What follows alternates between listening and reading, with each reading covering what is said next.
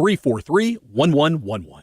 WNXX, Jackson, KNXX, Donaldsonville, and WDGL HD2 Baton Rouge. This hour brought to you by Spencer Callahan Injury Lawyers, LA 21-12681, offices in Baton Rouge. Now, Hunt Palmer on 104.5 ESPN Baton Rouge. Holding down the middle of the day. Live from the Mercedes-Benz of Baton Rouge Studios. This is Hunt Palmer.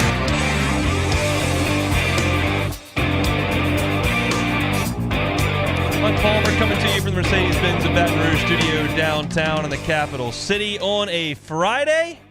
Mike Patel and Daylor Sharp back there on the ones and twos. Hope your Friday is going awesome. Working towards the weekend. We'll get you to 3 o'clock. That's as far as we can take you here on the Hunt Palmer Show, but tons to get to over the next 2 hours. David Grubb covers the Pels for the Hard in the Paint podcast. I got a huge game tonight inside the blender. Brooklyn Nets coming in, so that ought to be a crazy atmosphere down there. We'll get David's thoughts on that, plus the Saints finale as well. We'll go through our NFL tiers one last time, as it is a big weekend in the National Football League. That's at 1:30. Give some brief thoughts on Saints and Panthers at the end of this hour, and we'll get pretty heavy into basketball in hour number 2. Tigers headed to College Station, take on Texas A&M. My full preview at 2 o'clock, and then we'll have Travis Brown from the Bryan College Station Eagle at 2:30, covers Texas A&M. They'll be just getting out of Buzz Williams' press conference. May have an update on a couple of injured Aggies, specifically Henry Coleman, who is a big player for them and was injured in the game against Florida back on Wednesday night. So we'll get some thoughts from Travis coming up at 2:30. Looking forward to that. But we do start with football, as is tradition around here. And we will talk about the latest defection from LSU football, this time not to the transfer portal, but to the NFL draft. Anthony Bradford declared earlier on his social media that he's going to be headed to the National Football League. It was kind of our belief that Anthony Bradford was going to be part of an entire offensive line that was going to come back in place. Now, it's not a massive change of scenery to get Garrett Dellinger in there at the right guard spot as opposed to Anthony Bradford, but Bradford was the starter for the majority of the season. He played a couple of different positions. They tried him inside and outside, specifically outside in camp, shifted him inside. And this is a really big recruit that LSU pulled in the Ed Ogeron era, and he played a lot during his time in Baton Rouge and was a nice player for him. You know, certainly there were times where you looked at him in camp and said, oh, well, if he's just dropped 10 or 12 pounds, well, he did lose some weight this year, and I thought played some really solid football in the interior. I'm not going to be the guy who sits here and critiques and breaks down offensive line play. That'll be T-Bob's job in the morning. He can do that significantly better than I can, but I can tell you that they leaned on Anthony Bradford a lot in his time in Baton Rouge, and he played some really strong football. I think his strength is in the run blocking as opposed to the pass blocking, but he's definitely got a future in professional football, and he will test those waters here this coming spring. So it does leave a little bit of a hole in LSU's offensive line. I think there are a lot of people who follow the program that looked at what we just saw and say, oh, well, this is easy. You just kick Emory Jones down, let Zalance Hurd play on the right tackle, and then problem solved. Let's kind of pump the brakes on just throwing every true freshman in there and expecting them to play phenomenal football. That's generally not the way it goes. I've made a big deal this week about how I feel like you can count on freshmen to play some in college football, where 25, 30 years ago, that was kind of a foreign concept. There are NFL Hall of Famers that came to Baton Rouge and redshirted out of high school. High school athletes transitioning to college are in a better spot than they were, but I think to just toss that on freshmen time and time again, maybe a little ambitious. So I'm not suggesting it's impossible for Emory Jones to kick down and Zalance Hurd to play on the outside, or for Zalance Hurd to fill in right there, or for, I'm not saying it's impossible. I'm just saying I like the idea of Garrett Dellinger, who's going to be in his 4th year of college football, maybe going in there and playing in that spot to start, as opposed to just saying, hey, Hurd, come on down from Neville and you plug in there at right tackle. There's Bama's edge rusher. Go get him. I'm not quite to that point just yet, but Anthony Bradford going to move on. I think Brad Davis, he inherited such a brutal situation last season. We've talked about it over and over and over again, but he comes in late in the summer. You've got a team that's trying to right a horrible season. He inherits an offensive line that's kind of patching things together, not supremely talented, does have some veteran players, actually had some guys that played in the NFL from that team, Ed Ingram being one, but then they were all hurt the entire camp. And you're moving this guy and this guy. And every time we'd go out to practice, you get a practice report, all of a sudden that guy's back, and that's great, but where's this guy? And he's gone. And then you get into the season and you're moving guys in and out and moving positions. And it was just, there was a lot that Brad Davis had to deal with in his first year. And the production from the offensive line was, not to LSU standard, I don't think, the majority of that year. Certainly, they showed up against Florida and they wore them out and set a rushing record. I think they did a pretty good job in blocking in some of the games where LSU scored a bunch of points late. They did a pretty good job against Texas A&M, who had a good defensive front. But in totality, that was just a terrible hand dealt to the offensive line coach. They had some work to do. So they went to the portal this year. They pulled in 2 guys. They brought in a couple of really stud freshmen, and they sent an influx of fairly young talent into that room. That group's a year older, and now you sit back and you look at it and you say, okay, Campbell's in great shape. He's good. Frazier played a ton of football. He's good. I liked what Charles Turner gave us most of the year. That's a good spot. Garrett Dellinger's been a swing guy for us. That's very good. Okay, on the right side, I got Emory Jones. Plus, I'm bringing in 2 guys we really think a lot of in this signing class. So they're in a much better spot now with 8, 10, 11 guys that you figure can go in there if needed, and a really strong front 5, even without a freshman that we think has a chance to be a real star. And he kind of proved that to be true in the high school All-American game over the weekend, where he was named the outstanding offensive lineman over there in the state of Florida. So Anthony Bradford is going to move on. The other piece of news that I wanted to talk about with LSU is kind of the transfer portal and where things stand right now. You know that Aaron Anderson, the wide receiver from Alabama, Braden Swinson, the edge rusher from Oregon, Paris Shan, defensive lineman from Arizona, Jalen Lee, defensive tackle from Florida, Jordan Jefferson, the senior defensive tackle from West Virginia, Denver Harris and Zy Alexander, the 2 corners from A&M and Southeastern. That's 7 guys they brought in the transfer portal. They're not done. At this point, they're hosting visitors. They're still putting out feelers. They're going to try to continue to add to this roster because they still have some numbers they can catch up to. And this weekend is fairly important. If you check social media or listen to Matt's show yesterday, you know that Justin Rogers, a senior from Kentucky, was in Baton Rouge, or maybe still is in Baton Rouge. I don't know his exact whereabouts at the moment, but certainly he landed in Baton Rouge yesterday. And he was a 5-star recruit in his time, top 50 prospect in the 2020 class, the COVID class. And he played for 3 years with Kentucky. And, he wasn't an All-American, but he's 6'3", 315 pounds, and is a very seasoned SEC defensive tackle on a defense that has been elite at times, certainly last year and the year before that, and, good most often last year. I don't think Kentucky had quite the year they thought, but the defense has been pretty good. He's going to be well coached. He's got the talent to be a 5-star player, a player who played on the defensive line for 3 years. I'll take him. I'll take all the defensive line depth you can toss at me. What has been my talking point for the last week and then right after the SEC championship? You were not at Georgia's level. And I'm not suggesting pulling in a kind of rotational player from Kentucky puts you on Georgia's level immediately. But I'm suggesting that if you can create depth, and instead of having 7 guys you trust on the defensive line, you can have 11 guys you trust on the defensive line, you're getting there. And once you kick it off next fall, I want you to be close to there. You don't have to play for the national championship next year, but I don't want to hear about roster shortcomings. Rodgers is a take all day long, so hopefully they've made a solid impression on him in his time in Baton Rouge. You can never have enough offensive linemen either. Anthony Bradford moves out. Dellinger becomes a starter instead of a role player. They're looking at potentially a center from Cincinnati. Obviously, the connection with Mike Denbrock there. Jay Renfro has been a multi-year starter for Cincinnati, and I think there's a real chance that Mike Denbrock can make a play there. They're going to get him on campus this weekend. You know that Luke Fickell's moved on and has a pretty good job. I'd imagine the relationship's okay there as well. So you're going to have some competition there, but trying to go get offensive lineman and defensive lineman, I'm never going to say no to that. So Jake Renfro is a name to watch as well. If you're paying attention to social media, you know that Gilbert Edmond as well, South Carolina, is an edge rusher, another defensive lineman.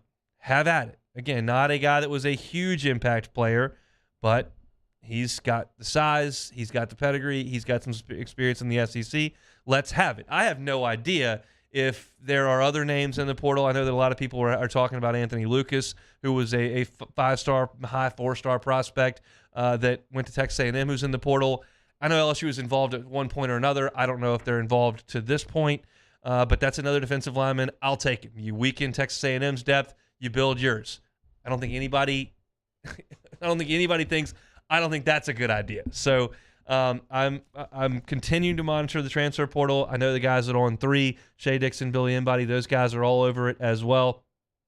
So it's ongoing, and there is a deadline here for guys to go into the portal, which is coming up in about 13 days. But that doesn't mean that you can't commit somewhere at another time. So you just got to have guys in. So we're going with the guys that are in.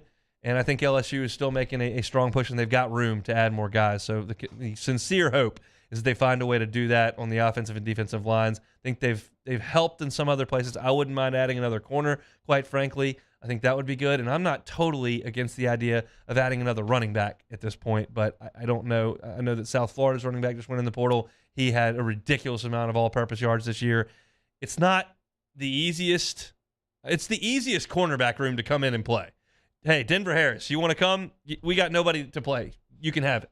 It's not that way with running back. That way you're going to have to make a little bit of a bigger sell because they do have some bodies there right now. We'll see what John Emery decides to do, but LSU's certainly not done in the transfer portal. We got lots to get to. Our NFL tiers, some sauce on Saints, Panthers coming up here later in this hour, but we'll take a timeout, come back. Huge one in the blender tonight. It'll be the Nets facing the Pellies, and we'll talk about that with David Grubb of Hard in the Paint podcast when we come back on the Hunt Palmer Show.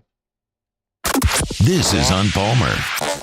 You know, one of the things I love about betting the NFL is I'm always finding new players or game props that I like. And what's cool about betting the FanDuel Sportsbook, you can always combine those props with other bets from the same game to score an even bigger payout. It's perfect for this weekend's games. You can bet quarterbacks passing yards, running backs rushing yards, over or under. Bet someone to score a touchdown at any time. You combine that with your pick in the game or the over-under. You can get a bigger payout with those same game parlays. It's so easy to use. You can live bet during the games. You just sit there and watch on your phone. You can see the odds change. If you see something you like, you can go ahead and make that play. And the best part, when you win, you get paid fast with FanDuel. There's no feeling quite like nailing a same game parlay, so lock in that bet today on the FanDuel Sportsbook. If you're new to FanDuel, sign up today with the promo code 1045ESPN for your no sweat first bet up to $1,000. That is promo code 1045ESPN. Make every moment more with FanDuel, the official sportsbook partner of the NFL. Must be 21 and present in Louisiana. First online only wager only. $10 first deposit required. Bonus issued, knowledgeable free bet that expires 14 days after receipt. Restrictions apply. See terms at sportsbook.fanduel.com. If you or somebody who has a gambling problem wants help, call 1-877-770-STOP. Our listeners fire up their opinions on the jimsfirearms.net hotline at 499-1045. Keep listening for your next chance to shoot us your thoughts with the jimsfirearms.net hotline on 1045 ESPN Baton Rouge.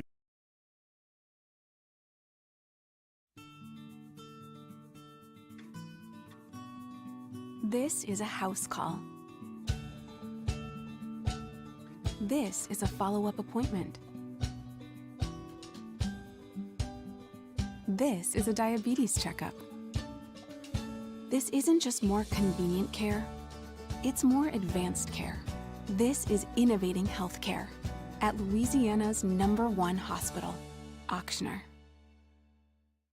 Bayou Chrysler Dodge Jeep Ram has $10,000 off MSRP on all new 2022 Black Widow Jeep Gladiators in stock. All new Bayou vehicles come with a 1 million mile powertrain warranty and free delivery. If you need sales or service, the crew at Bayou is going to do right by you. All right, let's say ah. Where'd my spotlight go? Super weird, but we can take care of it. Get in and get better at Patient Plus. Louisiana. It's a place defined by culture, by pride, by passion, by people who do more than love this place. They celebrate it, elevate it, champion it. They are the individuals who embody what makes Louisiana great. The companies that make Louisiana a better place to work and live. The nonprofits leading transformational change in our communities. Champions of Louisiana are all around us, and LWCC is proud to celebrate them because we've always been Louisiana loyal. supporting the workers, the innovators, the change agents of this great place we call home. Who are the champions around you? Together, we can share their stories. Together, we can help our home state thrive. Together, we are Louisiana Loyal. Always.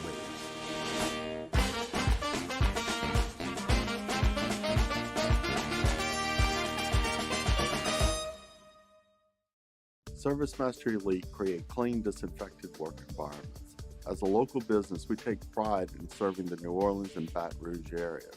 Our cleaning protocols follow CDC and OSHA standards for healthcare settings, offices, senior living, restaurants, and industrial plants. Contact ServiceMaster Elite to get your operation ready for reopening with germ disinfection cleaning. ServiceMaster Elite, the trusted choice in professional cleaning since 1996. Eli's always been into grilling. It took us a while to see it, but the signs were there. What are you doing, Eli? I knew grilling was my thing. I have been talking about it throughout my career. Happy with the results? I am. Got the new grill from Barbecue Guys. Week 18 in the NFL. Tune in Saturday when the Las Vegas Raiders host the Kansas City Chiefs at 3:30 p.m., immediately followed by the Jacksonville Jaguars and the Tennessee Titans at 7:15. Then on Sunday, the Buffalo Bills host the New England Patriots at noon, right here on 104.5 ESPN Baton Rouge.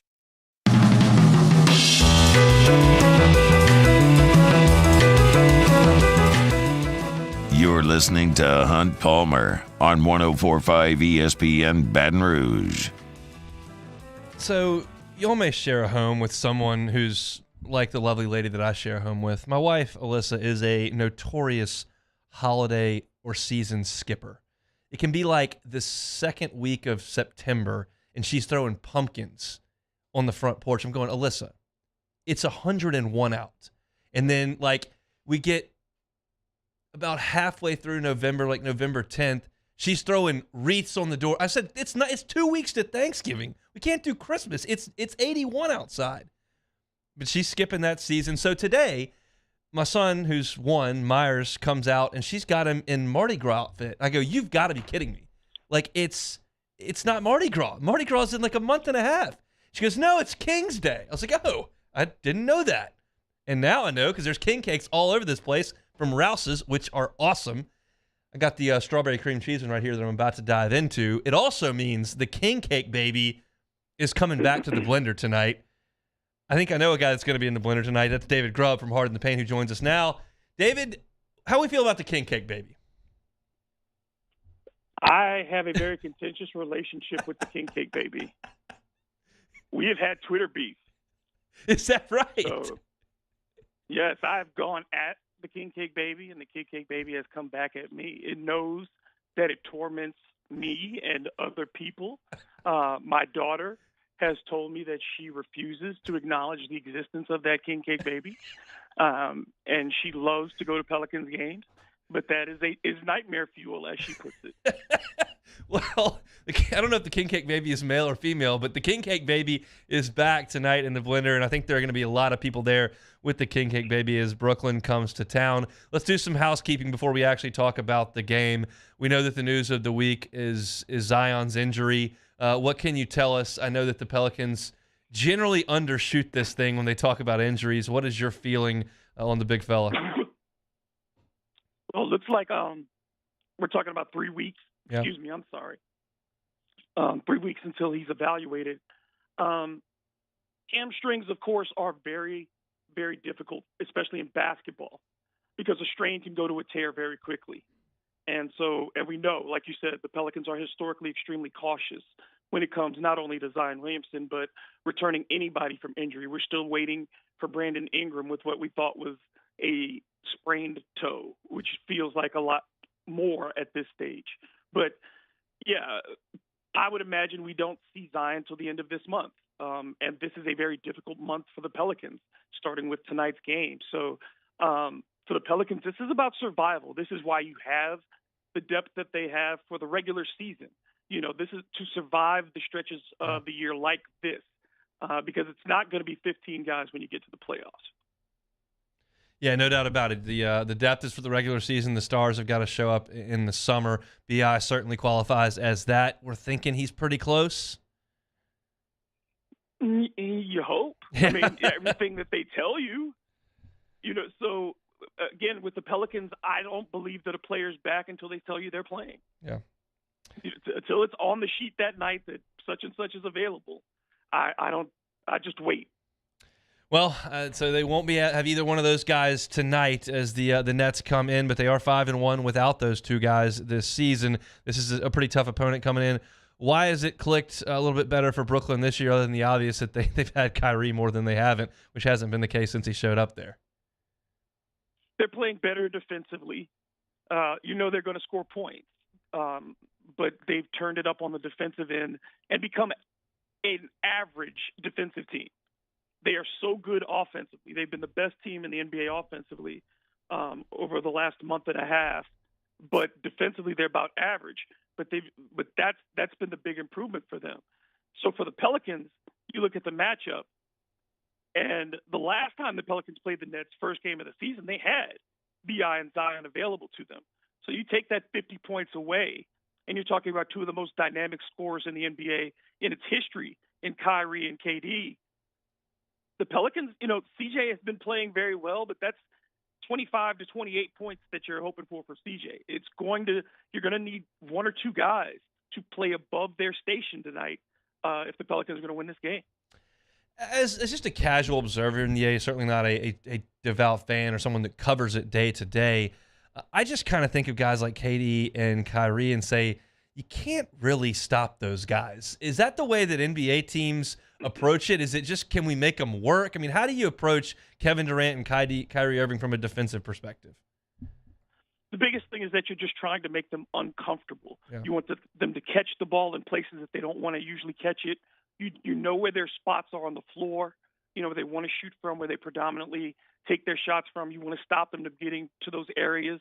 For Kyrie, the big thing is you don't want him getting downhill because he's as good a finisher as there is in the league. So, that's going to be big for the Pelicans. Don't turn the ball over. And they've turned it over a lot lately. Yeah. They've been giving up a lot of points off of turnovers. And against a team like Brooklyn, if you get Kyrie and Kevin Durant in transition, you're dead.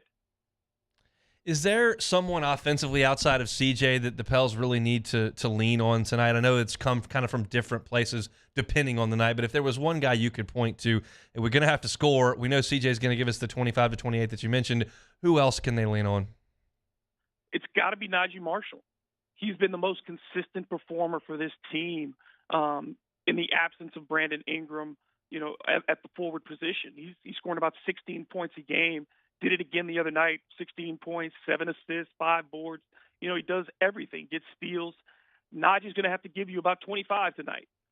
Trey Murphy needs to step up as well. He had a good first half against the Rockets, and then you didn't really hear from him in the second half. He's got to be more consistent because you're going to have to negate those points. And Jonas has been struggling lately. He's been doing great on the glass, but his scoring has not been high. So the forwards, those are the guys tonight, Najee and Trey Murphy, that really need to step up.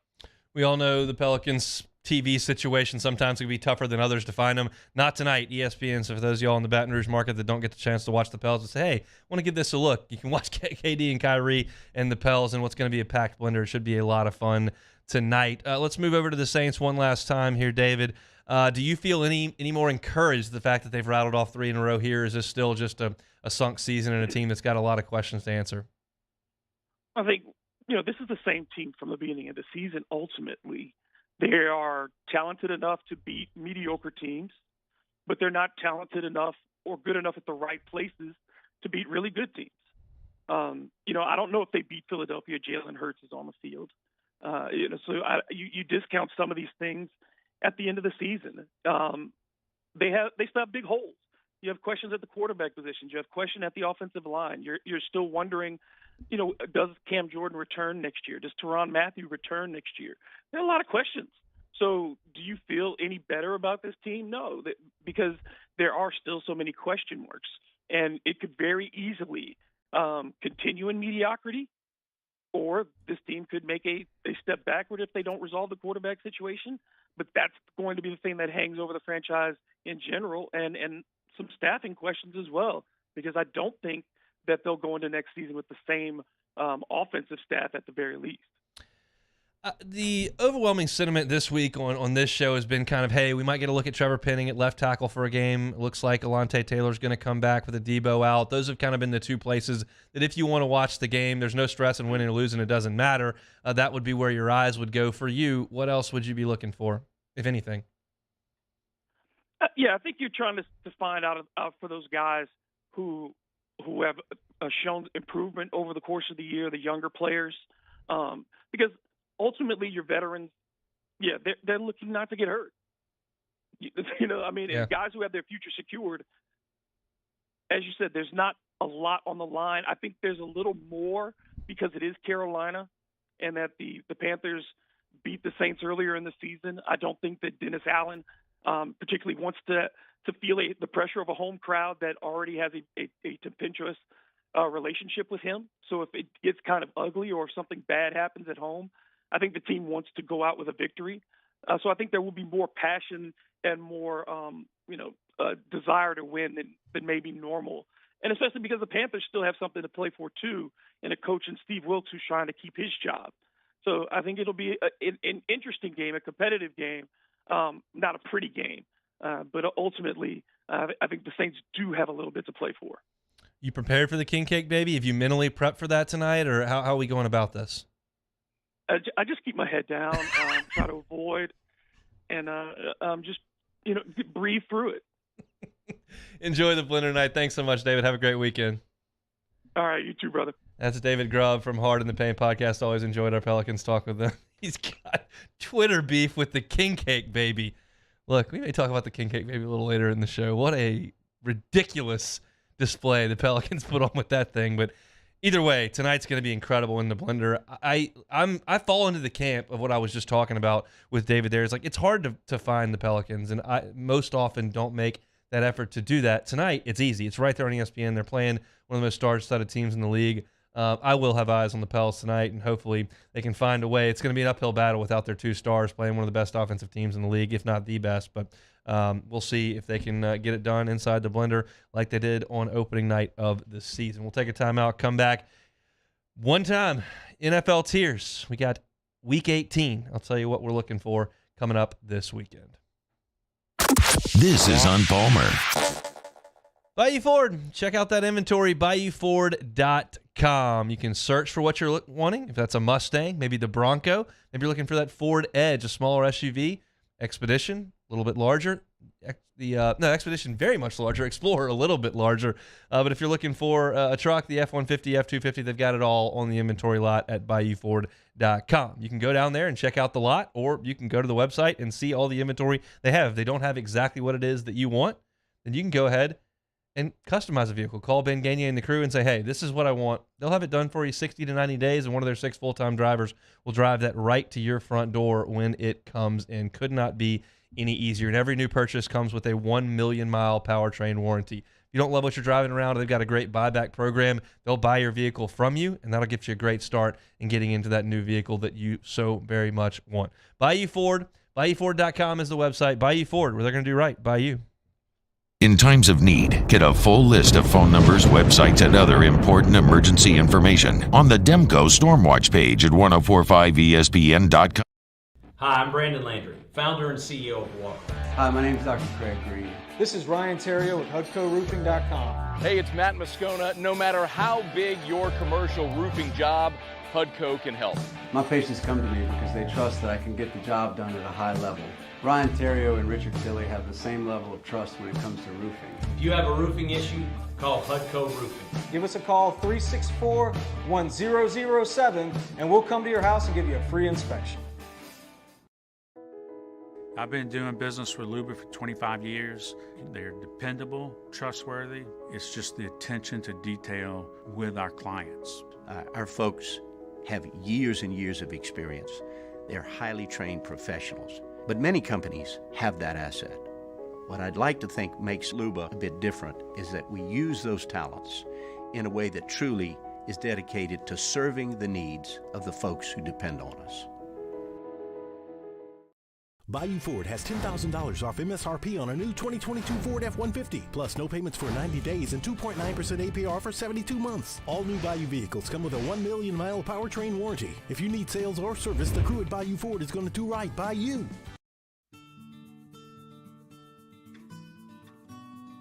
This is a house call. This is a follow-up appointment. This is a diabetes checkup. This isn't just more convenient care, it's more advanced care. This is innovating healthcare at Louisiana's #1 hospital, Ochsner. Louisiana.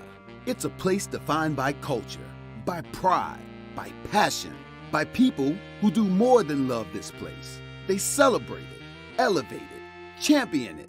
They are the individuals who embody what makes Louisiana great. The companies that make Louisiana a better place to work and live. The nonprofits leading transformational change in our communities. Champions of Louisiana are all around us, and LWCC is proud to celebrate them because we've always been Louisiana loyal, supporting the workers, the innovators, the change agents of this great place we call home. Who are the champions around you? Together, we can share their stories. Together, we can help our home state thrive. Together, we are Louisiana loyal. Always.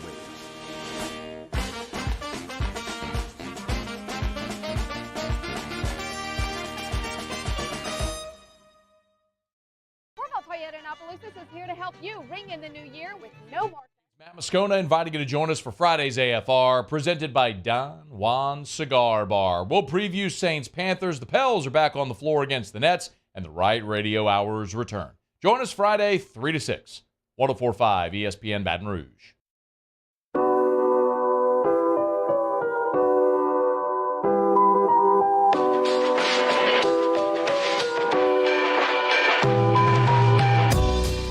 This is Hunt Palmer on 104.5 ESPN Baton Rouge.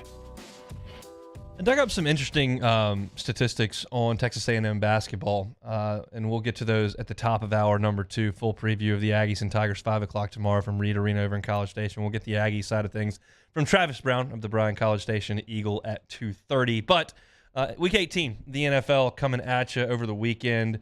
It appears they've kind of gotten everything shaken out as it relates to the playoff situations.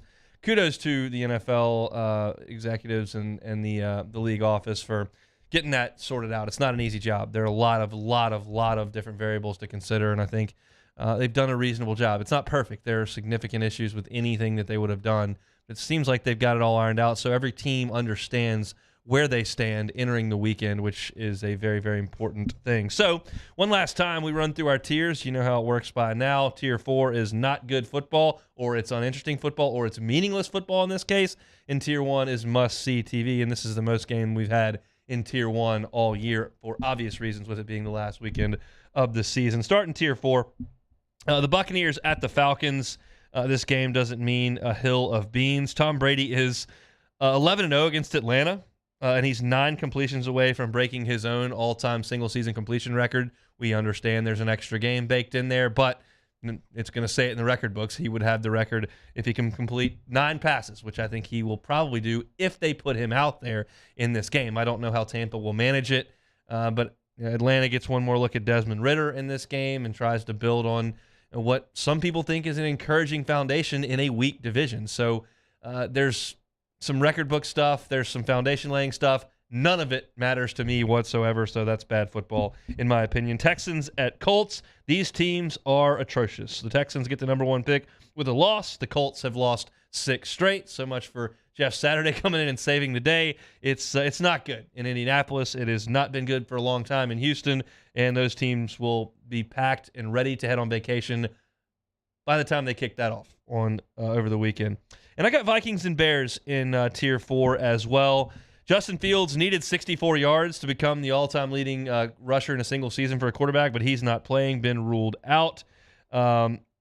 The Bears could get the number 1 pick, though, if they lose and Houston were to win against Indianapolis. So there's some intrigue, but they've got to continue losing as they've done at a very, very strong clip all year. But I won't be watching either way. So that's Tier 4. It's bad stuff. Gets a little better in Tier 3. The Jets are at the Dolphins. Miami has lost 5 straight, but they do need a win and a Patriots loss to get into the playoffs. The Jets offense, this is an impressive stat for an NFL club. They haven't scored an offensive touchdown in 2 weeks. I think they're starting Flacco. Is that right? Did I catch that at the end of right before I was coming on? It's not a good scene in New York. Apparently Mike White was playing with broken ribs and tried to go out there and play, and then they got hurt worse, and he just can't go. So it's not good with Jets and Dolphins at all. The Chargers and the Broncos. The Chargers are the wild card. The Broncos are out of the playoffs. If Austin Eckler scores 2 touchdowns rushing, he will join a pretty ridiculous crew that have scored 20 touchdowns in back-to-back seasons. It's LaDainian Tomlinson, Sean Alexander, Priest Holmes, Marshall Faulk, and Emmitt Smith. So I would imagine the Chargers would like to get Eckler a couple of touchdowns, but not necessarily at the expense of losing him for their playoff game that's coming up. Just something you've got to weigh. But to join that kind of company would be impressive for Austin Eckler. Rams are at the Seahawks. Seattle is out of the playoffs if they lose this game to the Rams. They need a Detroit to win as well to get in. The Seahawks have not missed the playoffs in back-to-back years under Pete Carroll. That's a really impressive run for Pete Carroll. That would happen if they didn't get it done against the Rams. Got Cowboys at the Commanders. Sam Howell will be the 8th starting quarterback in Ron Rivera's 3 years as head coach of the Commanders. 8 starters in 3 years, not very good. Cowboys still looking at the number 1 seed if they can win and have some dominoes drop their way. But I just can't get over that stat. 8 starting quarterbacks in 3 years. That's not that long. Just not great up there in Washington. All right, let's get to the good football. It starts in Tier 2. Chiefs are at the Raiders. The Chiefs are still trying to win the AFC, but in a kind of a record-setting fashion. Travis Kelce is 1 touchdown away from getting 10,000 yards and 70 touchdowns in a 10-year span. That would be the first tight end to ever do that. So he just needs 1 receiving touchdown in that game against Vegas. Giants and Eagles. Don't know. Hurts, Minshew. I'm not sure what they're going to do. The Giants are locked into the 6th seed, so they don't have anything to play for. Philly does need to get that 1 seed. They need to make sure that they get the bye. They need to get home field, all that. They've got Dallas nipping on their heels. So it's a big game for the Eagles. Doesn't mean a thing for the Giants. That's why I have it in Tier 2. The Cardinals are at the 49ers. San Francisco has won 9 straight. And when you consider where they are with their quarterback situation, to win 9 straight is really impressive. It's because their defense is so awesome. If you watched Hard Knocks back in August, you might remember David Blah. He was the 3rd-team quarterback for the Lions. His girlfriend or wife, one of the two, was a track runner, and they were like watching her try to get in the Olympics while he was training with the Lions. He had a couple of good games at the end of the preseason, but he is now with Arizona, so he will be the starting quarterback in a game that San Francisco needs to win to continue to climb towards what could be the 1 seed for them. They could win 10 straight. That'd be really, really impressive. Also in that game might be AJ Green's last game. I got an AJ Green memory. Went to Athens in 2009, and I had tickets, and I was in the student section, which they had put in the lower level in the corner, but it was overcrowded. Everyone in there is hammered. I'm not exactly a nun at that point, but I was like, I don't like where I'm standing. So I went down to the bottom, and I literally was standing next to the hedges. Like I could reach out and touch the hedge. And you'll remember that game that LSU played against AJ Green in Georgia in 2009. Joe Cox was their quarterback. They weren't very good. But they completed a pass to AJ Green right there at the end, and he's the one that got the excessive celebration call. Well, then LSU ran the kickoff back a long way, and Charles Scott ran the 50-yard touchdown, and then he got an excessive celebration call. It was the excessive celebration game, but I was right by AJ Green near the hedges when he caught that touchdown, and I was like, that guy is significantly bigger and more athletic than anybody we've got out here. And now you look back, and that was 14 years ago, and he looks like he may be playing his last NFL game this coming weekend. And then Tier 1 is locked and loaded with lots of great football. You've got the Titans at the Jaguars. The winner wins the South. That's pretty important. The loser is likely out. Now, Trevor Lawrence has been really impressive since the start of November. He leads the NFL in completion percentage. Now, that can be a misleading stat at times. You can check the ball down. We understand but still, from where he was through a year and a half, there was some doubt there. And you're in Jacksonville, and you think that might be a black hole, and you think they may ruin him because they have such a poor organization, and they're shuffling coaches, and they have Urban Meyer. And so for him to complete passes the way he has, and for them to win games the way that they have, he's starting to come of age a little bit, which is a really good thing for Jacksonville, quite obviously. I just didn't realize that he led the NFL in completion percentage since November the 1st. That's now 2 months. The Patriots are at the Bills. The Patriots win, and they're in. But New England is 0-4 against the spread against teams with a winning record this year, which tells me they haven't played a lot of great teams. Now, who knows where Buffalo's mindset is at this point? They have said all the right things. They've got phenomenal news today when they found out that their teammate had taken the tube out of his throat, was able to breathe on his own. He did FaceTime the team. So if this is the first time you're hearing of all this, a lot of very, very encouraging news coming out of the University of Cincinnati Medical Center with Hamlin. And I think that certainly puts them a little bit at ease to go out there and practice and go out there and prepare, go out there and play. They asked Sean McDermott if he thought their team was ready to go play. He said, I do. So, you may get a situation where they come out just fired up, inspired, and blow Buffalo off the field. You may get a fairly distracted team. It's traumatic to put the pads back on and get out there on a field once you just watch that. So you never know what's going to happen there, but certainly a monster game with implications on the 1 seed with Buffalo, with the Patriots winning and getting into the playoffs. There's a lot going on up there at Buffalo. The Ravens are at the Bengals. This is obviously where my eyes are going to be. The Bengals can match a franchise high with 12 regular season wins, and you would throw an asterisk on there and say, no, but it's 17 games. But it's not 17 games. It's 16 games. So this would tie the best record in franchise history if they could do it. The Ravens held Cincinnati to 17 points in Week 5. They have not really let anybody go over 20, and the Bengals have been as good as anybody on offense over the last month, and they came out smoking in the Monday night game right down the field for a touchdown to Boyd over the middle. So the Ravens have been great on defense. They've got issues at quarterback with wondering what they're going to do. You would think that would dramatically favor the Cincinnati Bengals, but it's a division matchup, and the Ravens defense can be very good at times. So we'll see what Joe can do against those guys. And the last one here is the night game on Sunday. It is the Lions at the Packers. The Packers win, they are in. The Lions win, and they need the Seahawks to lose. They need the Rams to beat the Seahawks. So both teams lost 5 straight at one point and could make the playoffs, which is an amazing thing in the NFL. You don't think of teams that lose 5 games in a row being able to play for their lives at the end, but Aaron Rodgers and the Packers have put it together over the last 4, and the Lions have been really, really good since a 1-6 start. You all know that. So I think America is pulling for Detroit, understanding that the Pack is not the most loved team in America, and Aaron Rodgers is not the most loved quarterback in America to this point. But the Lions may not have anything to play for if things don't work their way earlier in the weekend. So loaded weekend in the National Football League, and we'll have eyes all over it. We'll have the playoff picture set, and we'll certainly react to that coming up on Monday. The one game we didn't talk about there, Saints and the Panthers. I will do that next, coming up on the Hunt Palmer Show. This is Hunt Palmer.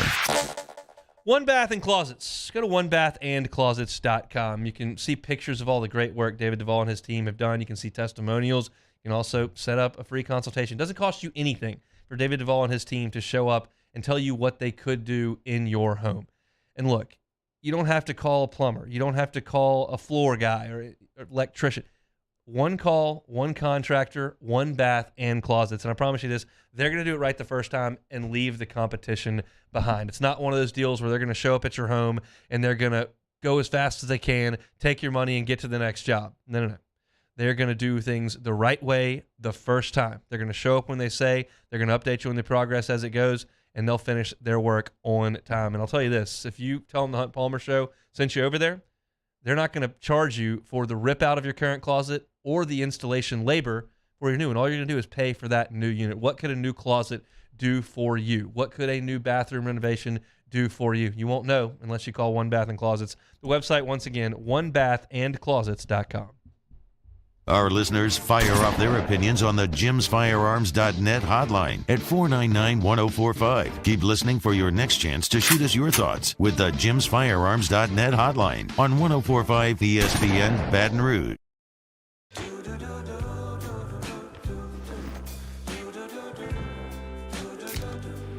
I've got that blue sky. I've got that sunshine.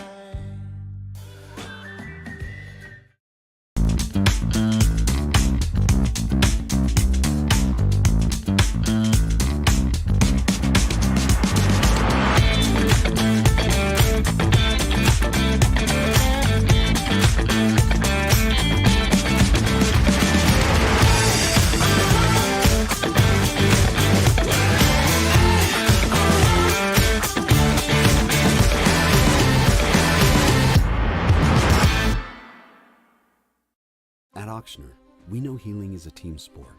That's why we've partnered with world-renowned orthopedic surgeon Dr. James Andrews to create the Ochsner Andrews Orthopedics and Sports Medicine Institute. Whether you're a professional athlete or a weekend warrior, our team of specialists are dedicated to getting you back in the game. So whatever your reasons are for reaching your personal best, we've only got one: you. Ochsner Andrews Institute.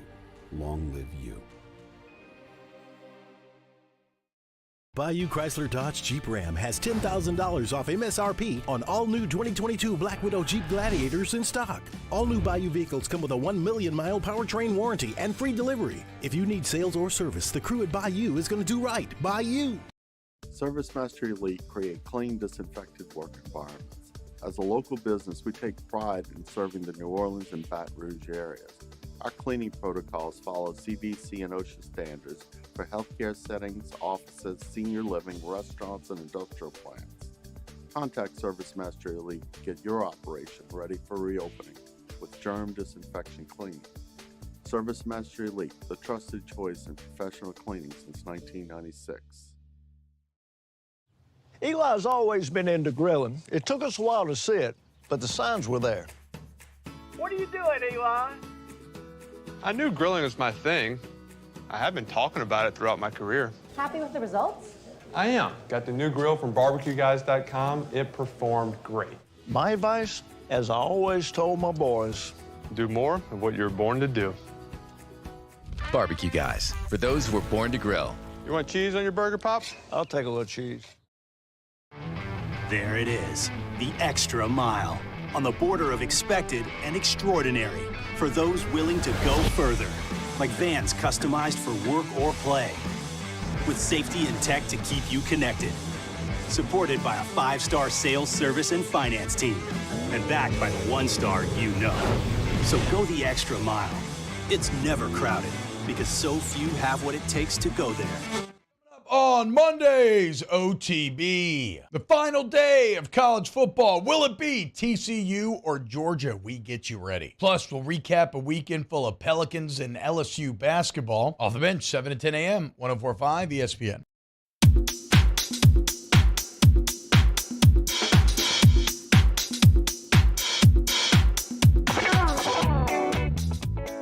This is Hunt Palmer on 104.5 ESPN Baton Rouge. So greatly appreciate Rouse's for throwing us some king cakes today, as it is King's Day. I didn't even know that, but it is. And so we got king cakes all over this place. I picked out the strawberry cream cheese, going to bring that one home. Taylor Sharp, are you a stuffed, like a filling king cake guy, or are you more of a plain kind of guy? Oh, I'm filling all the way. I can't deal with the plain. That's going to be a Citizens Bank poll question of the day. Preferred king cake, flavored filling, or just plain? It'll be two options. I like the filling guy. I like the flavor. Like, there are a lot of things that I'll go pretty generic on. Like, I think Bluebell vanilla ice cream is just phenomenal. and I don't need to jazz it up with a bunch of other things. Not to say that all the other ice cream stinks, but like I can just do plain vanilla ice cream and be happy as I could be. And I can honestly do a plain king cake and be happy, but I would rather do the filling, which is why I've selected this. I do realize now that I don't have a knife, so I'm going to cut this thing open and eat a piece at the top of the hour break. But I do like opening the box here and just smelling it because this Rouse's king cake rocks. Well, I think the great thing about king cakes is that you don't get to have them all year. Yes. A basic cinnamon king cake is a cinnamon roll that you could get any time of year.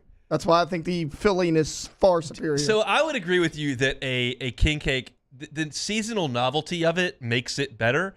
But, like, do you think the same thing applies to crawfish? If we ate crawfish all year, would we think it was as good? Or because we lock it into, like, 95 days? No, I think that it's a seasonal thing as well. I mean, I love crawfish. I love crawfish. I mean, think about it, though. You go to those crawfish bowls, you go to a ton of them all at once. You start doing them every other weekend, you're going to get a little burnt out. Yeah, you might. I don't know, but I can't wait to eat some crawfish. But I usually wait until, like, close to March 1st before I'm going into some crawfish. I don't need them like this big where I like tiny where I'm getting barely any meat. That's also, not it's not really warm till March. I mean, you don't want a cold weather crawfish boil. That's no fun. That is correct. You don't.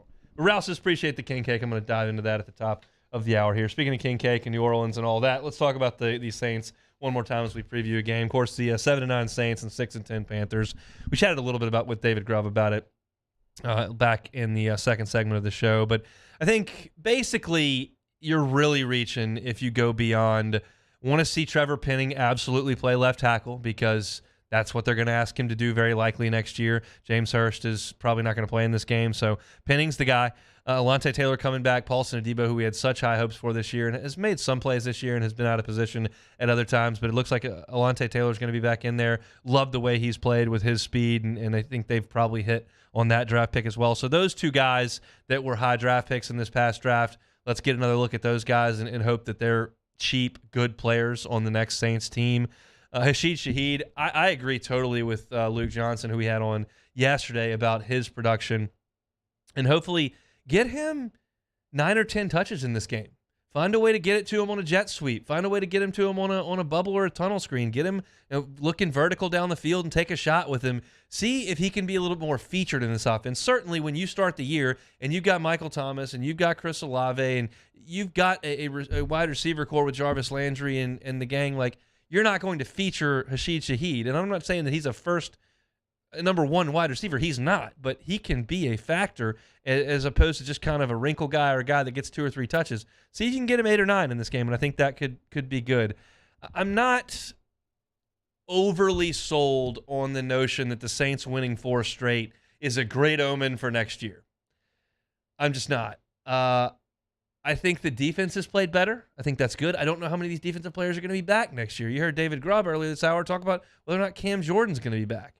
I don't know what Tyrann Mathieu' future is in the black and gold. You got to figure out what you want to do with some of the young defensive linemen if you want to continue to bring those guys back.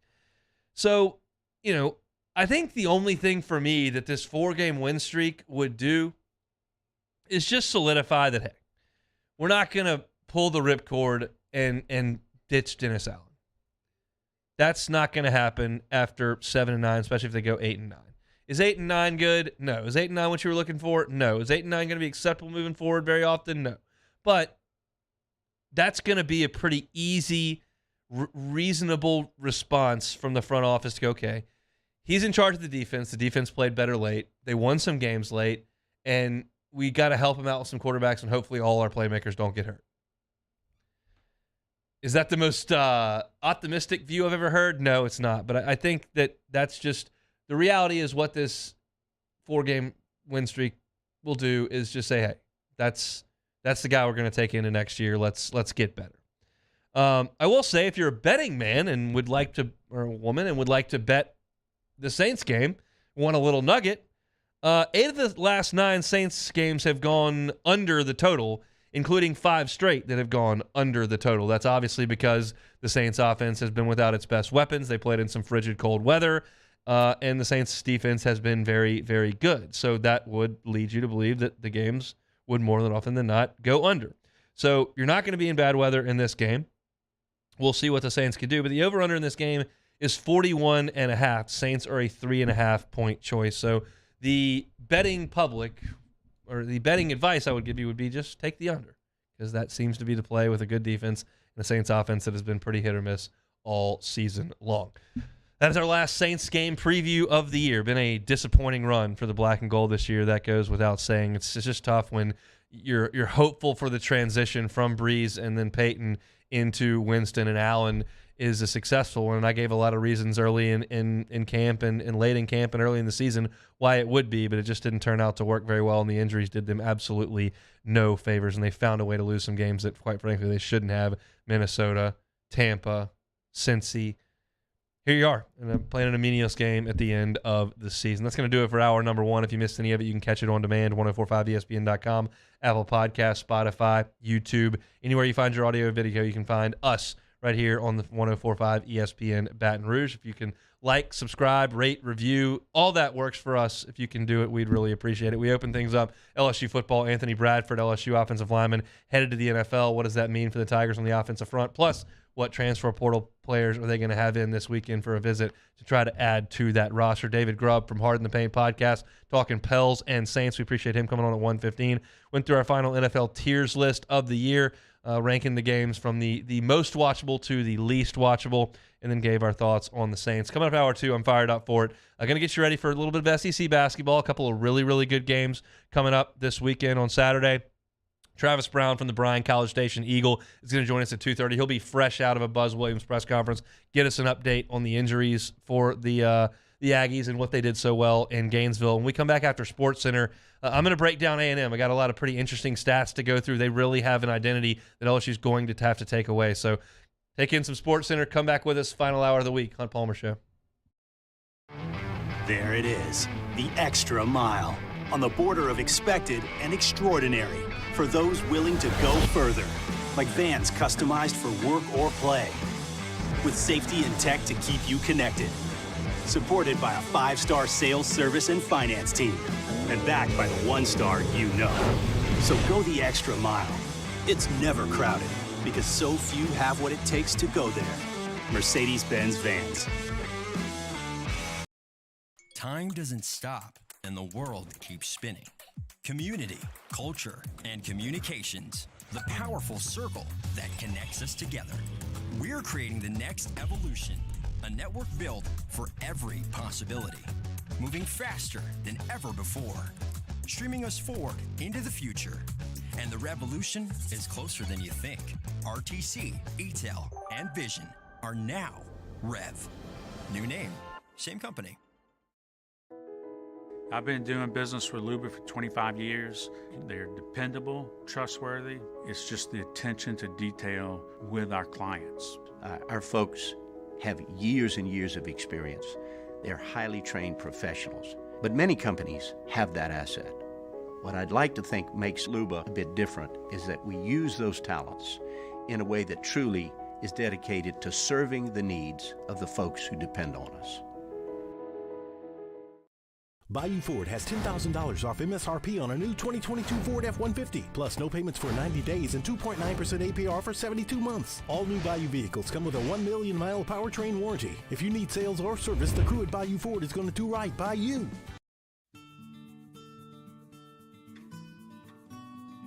This is a house call. This is a follow-up appointment. This is a diabetes checkup. This isn't just more convenient care, it's more advanced care. This is innovating healthcare at Louisiana's #1 hospital, Ochsner. Louisiana. It's a place defined by culture, by pride, by passion, by people who do more than love this place. They celebrate it, elevate it, champion it. They are the individuals who embody what makes Louisiana great. The companies that make Louisiana a better place to work and live. The nonprofits leading transformational change in our communities. Champions of Louisiana are all around us, and LWCC is proud to celebrate them because we've always been Louisiana loyal, supporting the workers, the innovators, the change agents of this great place we call home. Who are the champions around you? Together, we can share their stories. Together, we can help our home state thrive. Together, we are Louisiana Loyal. Always.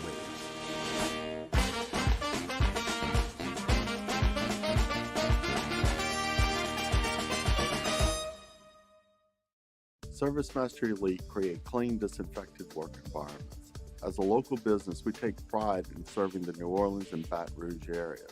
Our cleaning protocols follow CDC and OSHA standards for healthcare settings, offices, senior living, restaurants, and industrial plants. Contact Service Mastery Elite to get your operation ready for reopening with germ disinfection cleaning. Service Mastery Elite, the trusted choice in professional cleaning since 1996. Le posso offrire un caffè? Andiamo insieme da me, non c'è. Call Mr. Electric today for electrical repairs, upgrades, and installations. This is SportsCenter. I'm Doug Brown. NFL owners today approve a plan that could lead to a neutral site AFC championship game involving the Bills, Chiefs, or Bengals. Also, if the Ravens win Sunday and face the Bengals in a wild card game, the site for that game would be determined by a coin flip. More good news on the recovery of Bills safety Damar Hamlin. His breathing tube taken out. He is now able to talk with his family and the medical team. Hamlin also FaceTimed with players and coaches during a team meeting today. Eagles quarterback Jalen Hurts trending in the right direction and could start Sunday against the Giants. ESPN's Sal Palantonio. You got to get the mojo back in this football team, and the mojo is two words: Jalen Hurts. Everything that we're hearing out of South Philly on the QT is that he's going to start in this football game against the New York Football Giants. Sal Pal on KJ and Max. The Eagles clinched the #1 seed in the NFC with a win. The Mavericks today waived veteran guard Kemba Walker 1 day before his salary would have been guaranteed for the rest of the season. Do you own or rent your home? Sure you do. Fortunately, Geico makes it easy to bundle your home and car insurance. It's a good thing, too, because having a home is hard work. Go to geico.com, get a quote, and see how much you could save. Geico.com. Easy. If you haven't. Now. Hunt Palmer on 104.5 ESPN Baton Rouge. Holding down the middle of the day. Live from the Mercedes-Benz of Baton Rouge Studios. This is Hunt Palmer. Can confirm the Rouse's strawberry cream cheese king cake. Very, very good. Very, very good. Gonna get this one home. We're doing like taste testing with the Myers man at home. Some things he likes, some things he just throws on the ground, as 1-year-olds do. I'm thinking this is gonna be a hit at home.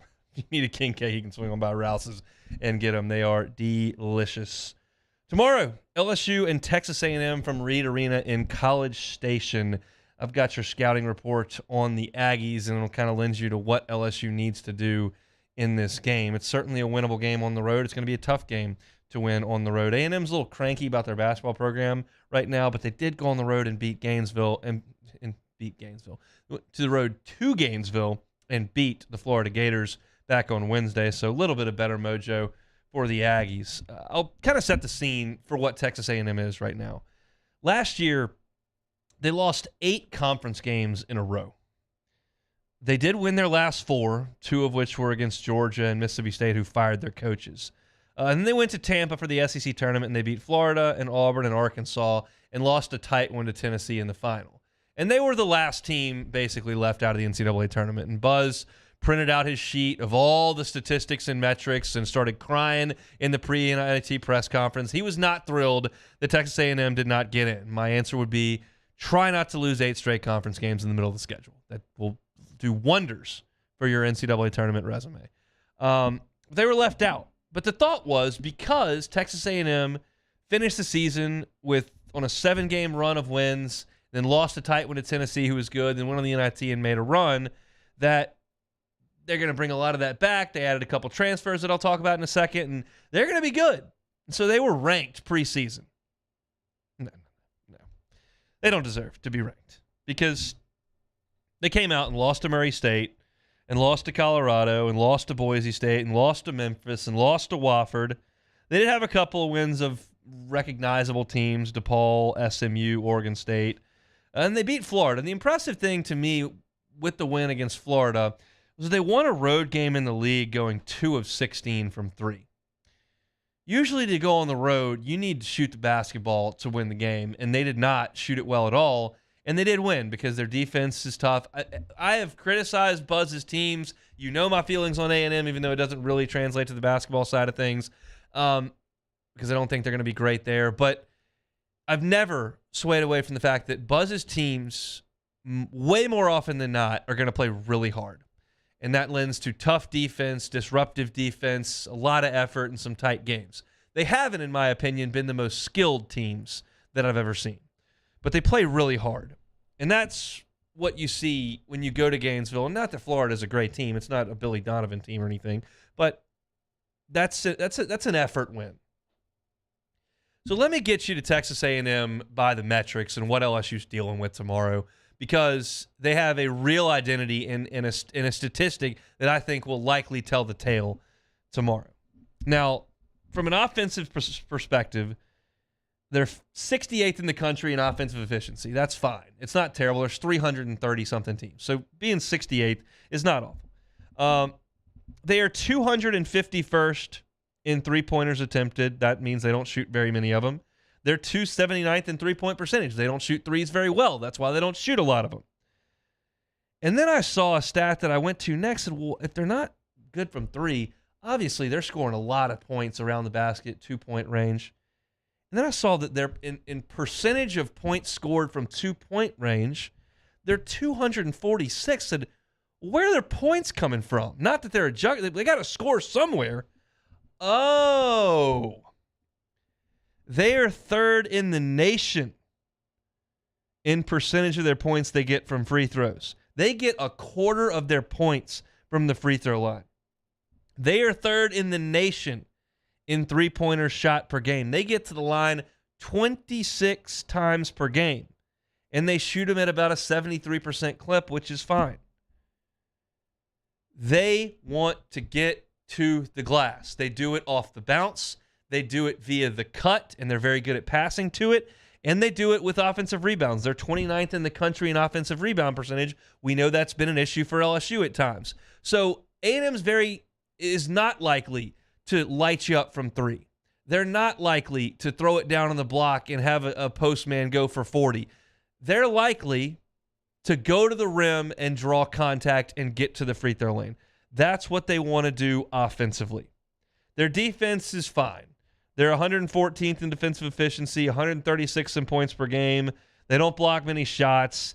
They're not a great defensive team. They're a hustle defensive team that can be a little bit disruptive. But that free throw stat is massive. And you look at it, and Wade Taylor and Tyrese Radford, who goes by Boots Radford, those are their two guards. They lead the team in free throws attempted, and they're second and third in the SEC, respectively, in free throws attempted. And both of them are great free throw shooters. Wade Taylor, the point guard, shoots 80%, and Boots Radford shoots 83%. That's where they make their living. Now, Wade Taylor's really good. Wade Taylor's a 6-foot sophomore. He's averaging 15.6 a game, 3.5 assists. He shoots 37% from three. Most of his shots, 60% of them, are from three-point range. He'll cut, he'll drive, he'll pull up from deep. He's got range. He's a good point guard at 6 feet tall. Boots Radford, a lot of you may be familiar with. He's from right down the street from where I'm sitting right now. He went to McKinley, went to Virginia Tech, transferred over. He's scoring 12.5 points per game, 5 rebounds. Not a great shooter from three, but those guys are good athletes. They're tough, they're physical, and they'll get to the rim. And Taylor is impressive to me because we've talked about Juice Hill and his struggles around the rim, how Kentucky was swatting his shots and how he was having trouble against Arkansas. His minutes were limited, and I'm saying he's a smaller guy. It's just tougher. And look, Juice Hill's an incredible athlete. It's not that he can't get up above the rim. He can, but he's having trouble. Wade Taylor's 6 feet tall, and he's shooting a ton of free throws. So that's key number one for LSU. You've got to, and it's not just a one-fold thing. You think more often than not, oh, they're shooting a lot of free throws. They just drive it to the rim relentlessly.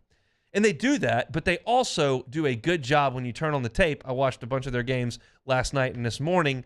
there's a lot of backdoor cuts and slip cuts that they use and pass well to get to the rim. So LSU's got to be aware of around the rim. You can sag off these guys a little bit outside of Taylor, not Taylor. You can sag off these guys from the three-point line. You don't have to throw crazy doubles at the post. There aren't a lot of other options that stretch your defense a ton. But those two guys are impressive. Dennis Dexter is a senior wing. He's 6'5", averages 7 a game. Again, another Baton Rouge tie guy. He went to Southern Lab for 3 years and then finished at Baker, went to Wichita State, now he's at A&M. Another 77% free throw shooter. He's not a volume scorer at 6'5", but he'll make some free throws. Julius Marble is a transfer they got in. He's 6'9", big-bodied, 8.5 points, 4.5 rebounds a game. He transferred in from Michigan State, and I watched him. He was really good in the Florida game. He hasn't been as good as that all year, but he was good in the Florida game, and I saw the Michigan State in him. Pretty skilled, can shoot it a little bit from 10 or 12 feet, good hands around the basket. He's a pretty good player. He's not a good free throw shooter. 42%. So if there's one guy you do want to send to the line, Julius Marble is your guy. And then you'll probably remember Henry Coleman from last year if you followed the SEC basketball season. He transferred in from Duke, and that gets anybody's attention. 6'8", 245, 10 points and 5 boards. He hurt his leg against Florida. So in 20 minutes from right now, we're going to have Travis Brown on, who covers A&M, and I'll ask him about Henry Coleman if he got an update from Buzz, because they'll just walked out of Buzz press conference. He's a pretty good post player. Hasn't been as good this year because he's been up and down with some injuries. If he doesn't play, Solomon Washington, who's a New Orleans native, 6'7", 225, is going to play a little bit more. But this is all about, for LSU, two things. One, as I just harped on, for 10 minutes straight, you can't let them go to the line and shoot 24 of 27. You'll lose. You need to keep those free throw attempts down closer to 18. Cannot continue to put them on the line. And it's not about contesting without fouling. It's about not letting them get rim looks. Cut off dribble drives. Be in position to help on cuts. Be on your man when he does make a cut. You got to be alert at guys moving towards the basket. That's one. And two, LSU's been very good at it. You got to take care of the ball. They took care of it against Kentucky. They took care of it against Florida. A&M forced 20 turnovers against Florida in Gainesville. That's why they won the game. You want to talk about guys that can get to the rim and draw fouls? They can do it real well in transition. Take care of it. If you play possession for possession for these guys, you're every bit as good as them. I think the inclination would be to look at A&M's record and go, oh, well, LSU's played really well against Arkansas and Tennessee and Kentucky, and A&M's 9-5. They were 8-5 in the non-conference. Like, LSU's better than them. I don't know that LSU's significantly better or better at all than Texas A&M. I think they're both middle-of-the-pack teams. They're going to play a ton of games that come down to the last 4 possessions, and they're going to win some and lose some. And how those games go is going to dictate how the season goes.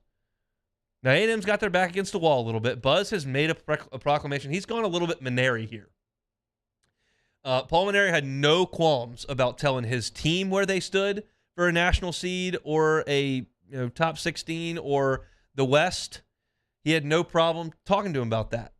Some people say, oh, you got to take it one game at a time. Buzz has literally laid out what he thinks his team needs to do in SEC play to make the NCAA tournament. He told the media. He said they have to go +5. And what he means by +5, you get 0 points for winning at home. You get -1 if you lose at home. You got to take care of your court. You get 0 points if you lose on the road. That's fine. You get 1 point if you win on the road. He thinks they got to go +5. So they're +1. They beat Florida on the road. That's +1. If they beat LSU, doesn't move. If they lose to LSU, they go down to 0 because you lose one for losing at home. He's laid that out. He thinks that. So that basically means they've got to go somewhere in the neighborhood of 12-6, 13-5 to make the NCAA tournament. We have no such discussions here in Baton Rouge at the moment. But LSU would do themselves a lot of good if they could go to A&M and win a basketball game, because winning on the road is very, very good. If you care about LSU's NCAA tournament metrics right now, they're awful. Their net is in the 80s, and they have 9 quad 4 wins. So you're going to have to win a bunch of games in the SEC, and going on the road helps a lot. Tigers and Ags. If LSU takes care of it, keeps them off that free throw line, I think the Tigers will be just fine. But that is way easier said than done because A&M is relentless in their attack of the bucket.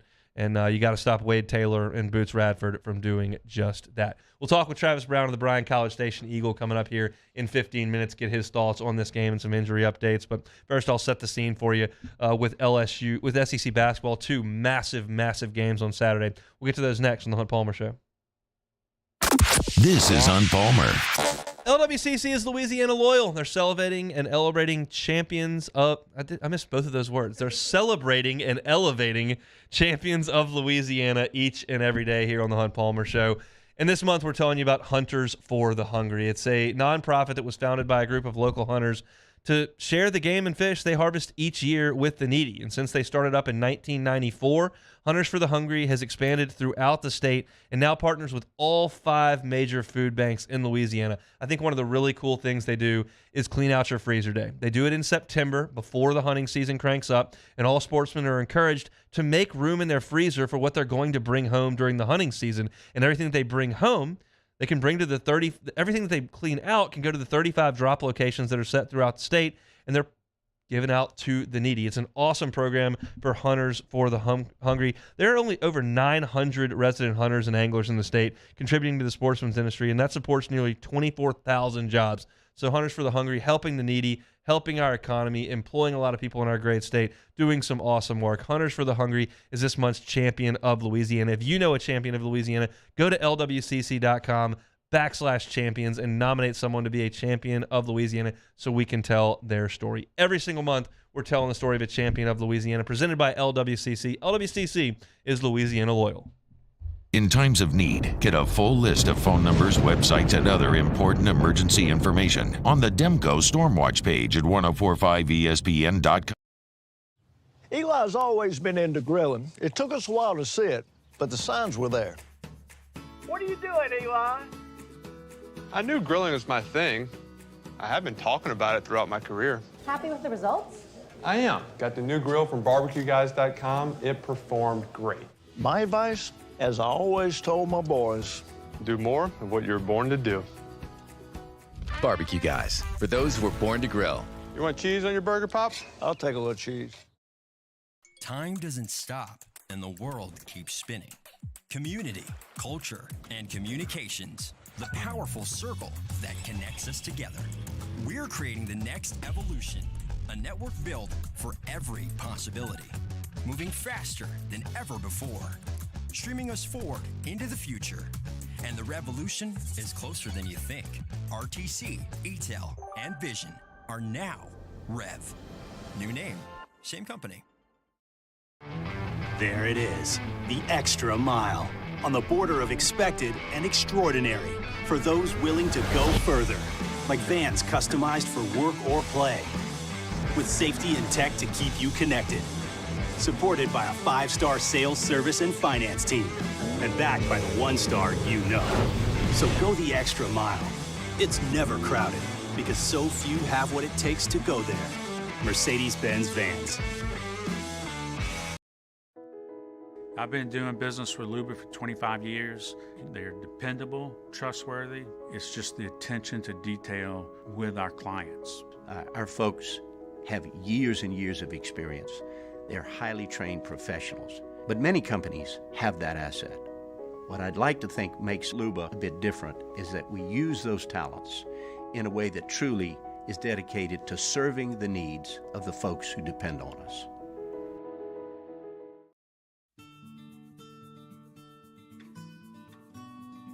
This is a house call. This is a follow-up appointment. This is a diabetes checkup. This isn't just more convenient care, it's more advanced care. This is innovating healthcare at Louisiana's #1 hospital, Ochsner.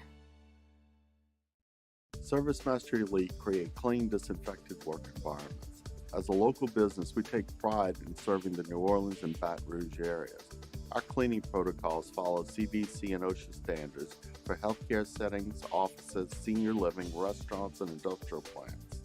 Contact ServiceMaster Elite to get your operation ready for reopening with germ disinfection cleaning. ServiceMaster Elite, the trusted choice in professional. Join me 1 to 3 on Thursday. We'll chat with Luke Johnson about the black and gold and get ready to paint the picture for the NFL playoffs. On Palmer Show, 1 to 3 weekdays, 104.5 ESPN, Baton Rouge.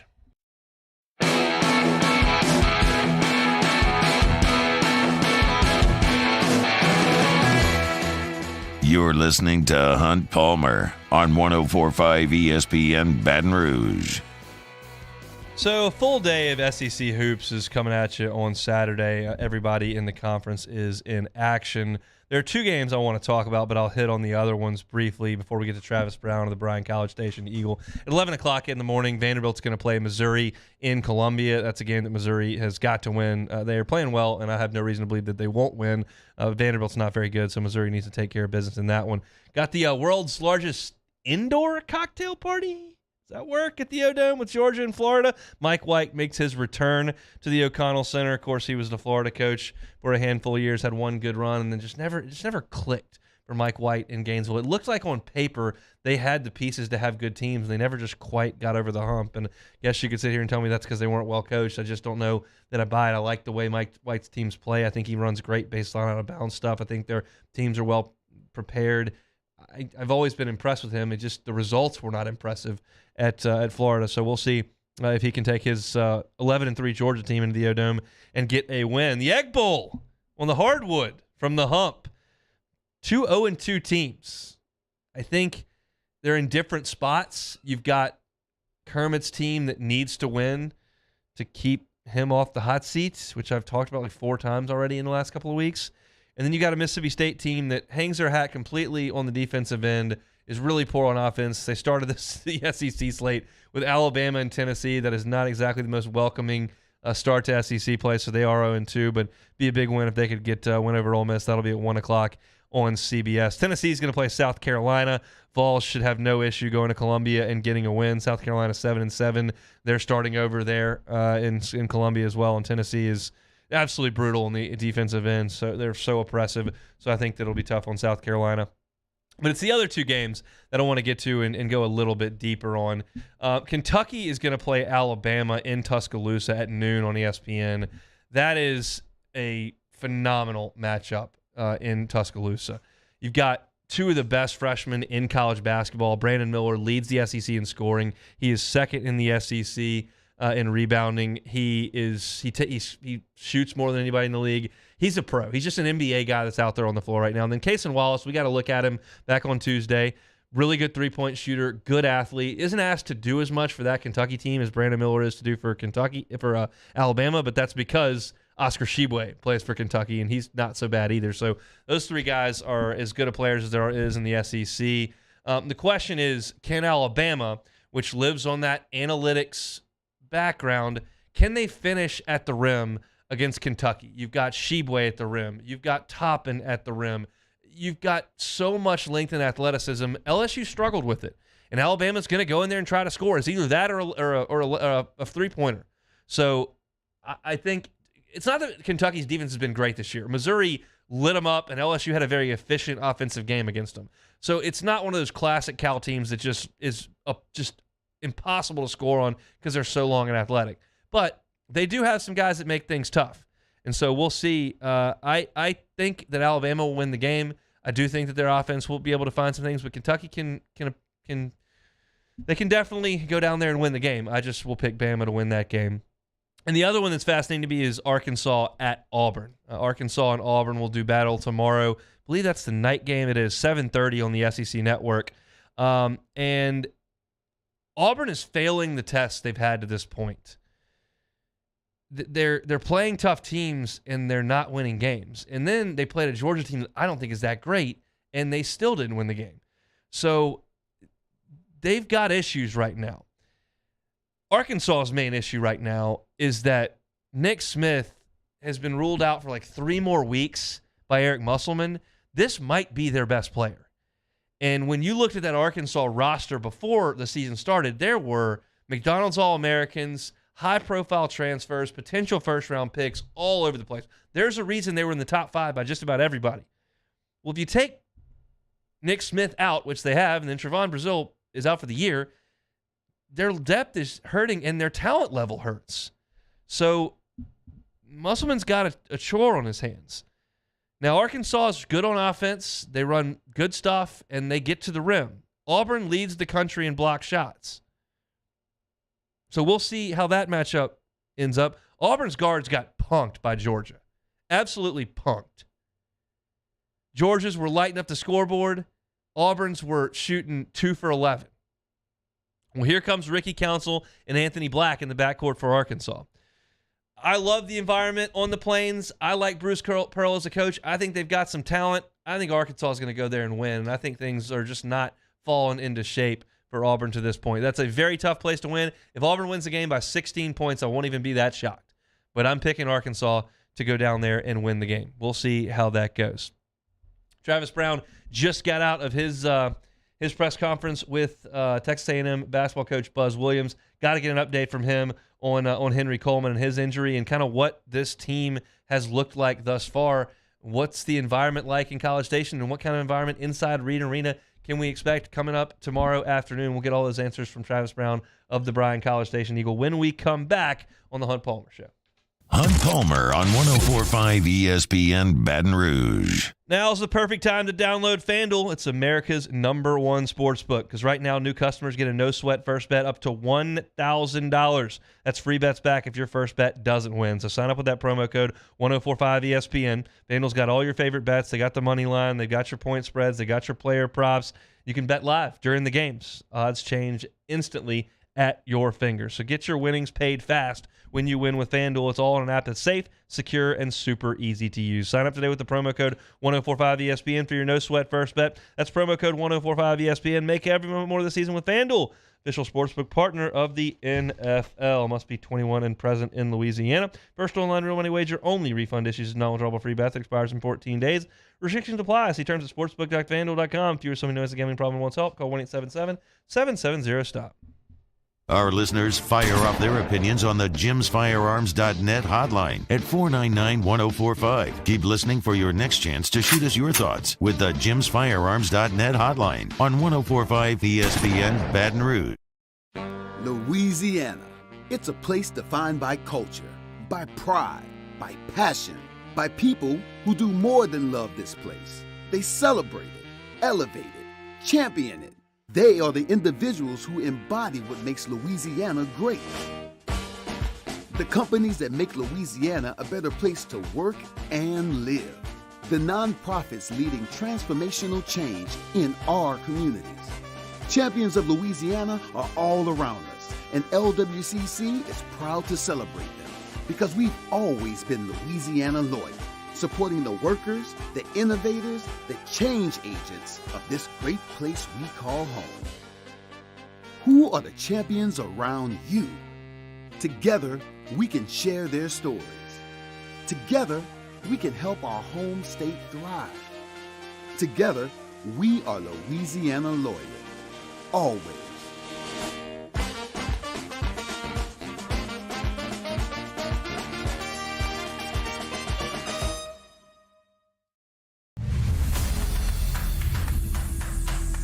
We get it done with strength, commitment, dedication, grit.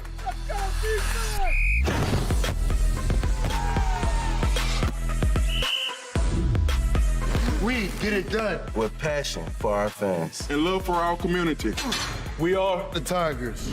Get it done. Let the values of the purple and gold be in your starting lineup this season. And as always, get it done.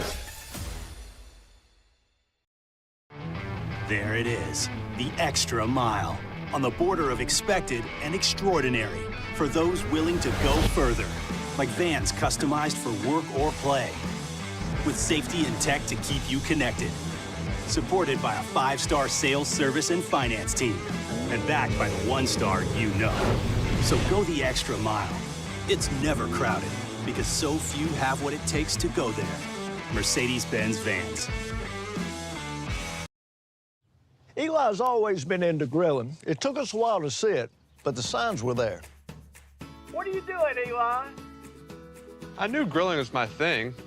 I have been talking about it throughout my career. Happy with the results? I am. Got the new grill from barbecueguys.com. It performed great. My advice, as I always told my boys, do more of what you're born to do. Barbecue guys, for those who were born to grill. You want cheese on your burger, Pops? I'll take a little cheese. Time doesn't stop, and the world keeps spinning. Community, culture, and communications, the powerful circle that connects us together. We're creating the next evolution, a network built for every possibility, moving faster than ever before. Streaming Week 18 in the NFL. Tune in Saturday when the Las Vegas Raiders host the Kansas City Chiefs at 3:30 p.m., immediately followed by the Jacksonville Jaguars and the Tennessee Titans at 7:15. Then on Sunday, the Buffalo Bills host the New England Patriots at noon, right here on 104.5 ESPN Baton Rouge.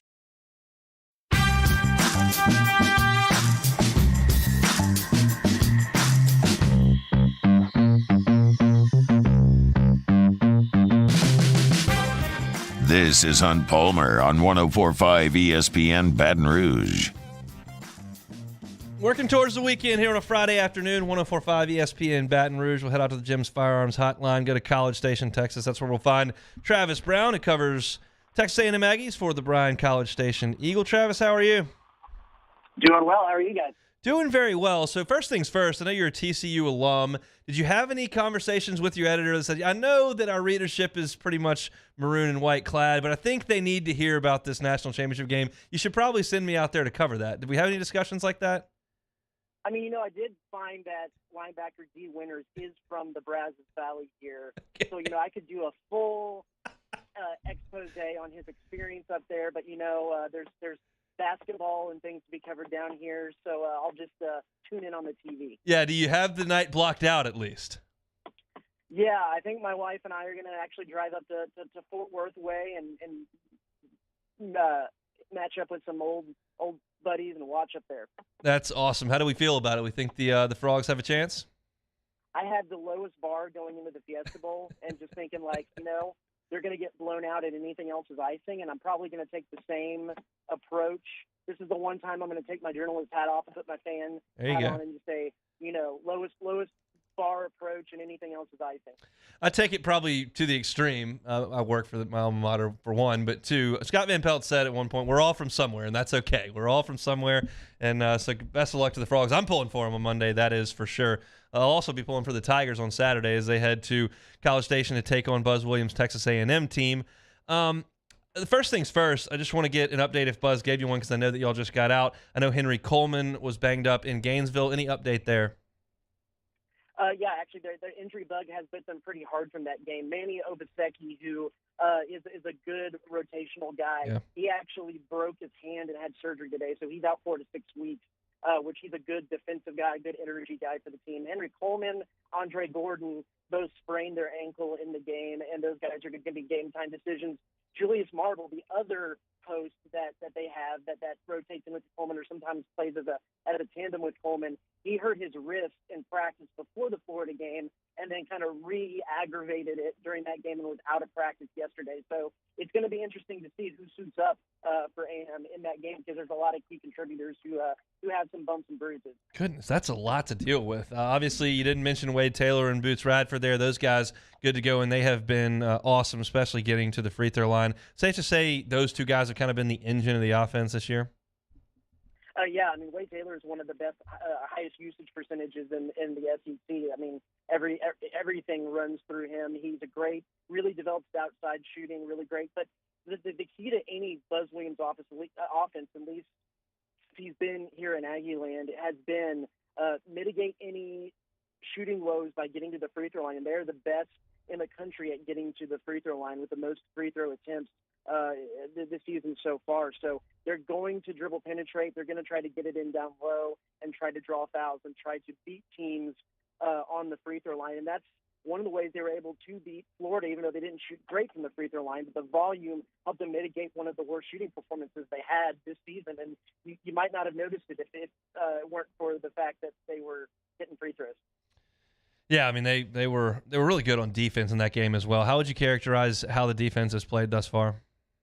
It's been interesting because defense was like the hallmark of that team last year that managed to go all the way to the NIT final. They were stealing balls. They were high energy, but they were a much worse offensive team than this team this year. So they had to rely on defense to create turnovers and some transition buckets. This team can score in the half-court game better than last year, and they're not quite as active on defense. But Wade Taylor is going to be that guy that's going to dive in to steal passes. They're going to try to get a little bit of that going. And man, that motor was running.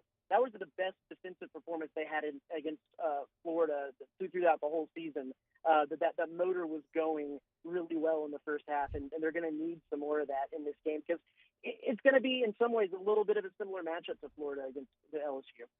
We talk about this all the time in Baton Rouge. If the football season doesn't go the way that we think it should around here, all eyes kind of start drifting towards basketball. And if basketball, as has been the case a lot over the last 20 years, kind of loses steam in January, all eyes start pointing to baseball. I know that obviously things didn't go exactly the way that they wanted in football in Aggieland this year.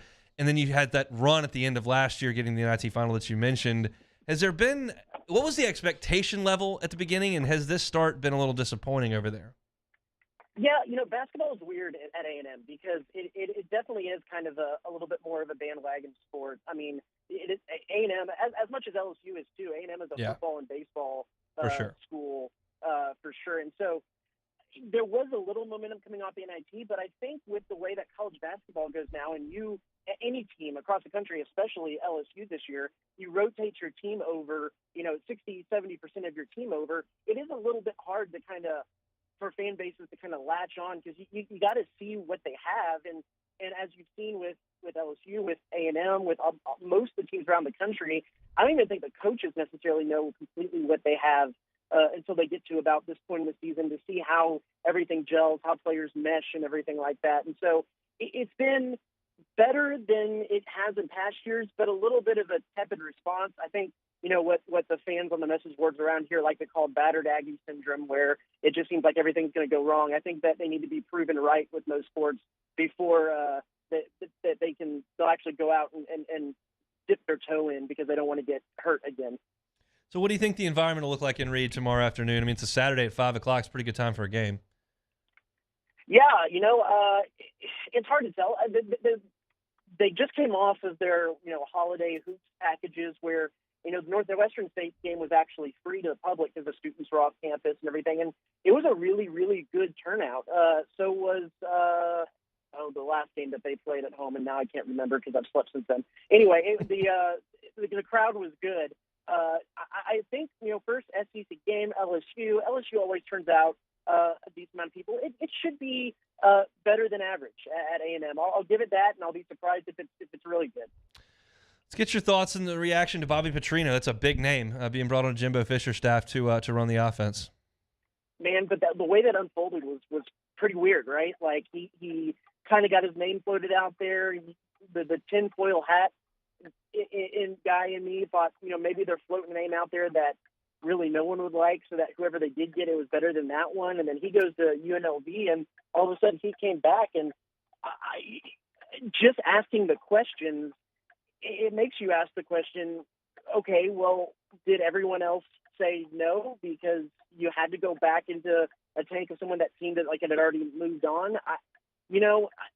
It's either going to – I'll credit this because it's credit to Andy Staples, and his column said, man, this is either going to go really great or it's going to flame out hard, and I tend to agree with that. Travis, we really appreciate the time. Enjoy your weekend. You got it. Thanks, guys. He is Travis Brown of the Bryan College Station Eagle. Always enjoy his perspective on Texas A&M. Does a great job with all three sports that we talk about more often than not. That was a lot to digest on the injury front for Texas A&M.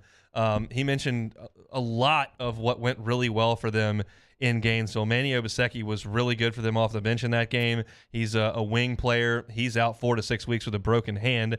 I had no idea to this point that Julius Marble, who's their big man, who, if you listen to my scouting report a little bit earlier, from Michigan State, was hurt going into the Florida game. He played really well in the Florida game, but obviously re-injured it then. And then you've got the injury that I wanted to ask him about was Henry Coleman with a sprained ankle. He's a game-time decision. So that's a lot of the ancillary pieces that they use. It doesn't detract from my main talking point that I brought up right at 2 o'clock, which is they got two guards in Boost Radford and Wade Taylor that want to get to the rim and get to the line all the time. Those guys are healthy. Those guys are fine. That's the way they're going to play. But all the other guys that kind of do the other work, Henry Coleman, Julius Marble, Manny Obaseki, I mean, that's big-time pieces to their puzzle, 2 of which start most games that are going to be out. So that's a concern. And for LSU, the one stat that I didn't bring up at 2 o'clock that I'll bring up here, 230th in the country in two-point percentage defense. That's not very good. Now, they're great defending the 3. They're in the top 15. But they've been awful at times against the 2. They were against Kentucky. They were at times against Winthrop. There have been issues playing defense against the 2-pointer, and that's what A&M wants to do. So it's interesting that they're going to be missing so many pieces that I thought they would rely so heavily on, but they don't. They rely the heaviest on guys that are going to be back. So I appreciate Travis bringing us up to date on that. That's always the beauty of coming right out after a press conference. And you never know what coaches are going to say during a press conference. I'll tell you what, if that was a Les Miles press conference, you'd have thought everybody was ready to roll. Absolutely ready to roll.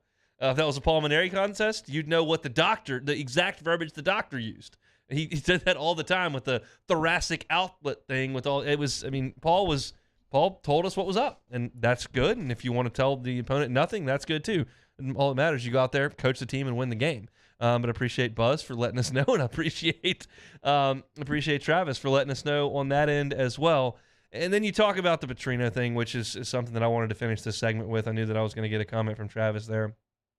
It's been very interesting to read the comments on it. And, I think one of the things that matters here is that this hire is place specific. And the reason that I trashed the John Chavis to Arkansas hire so thoroughly was because I knew that John Chavis was not going to have good defensive players at Arkansas. And you can look at Missouri State's offense and say whatever you want about it under Bobby Petrino. They weren't one of the best FCS offenses this year. They scored some points on Arkansas, but they weren't. The fact of the matter is his quarterback next year is going to be Connor Wigman, who looked pretty good to me at the end of the season.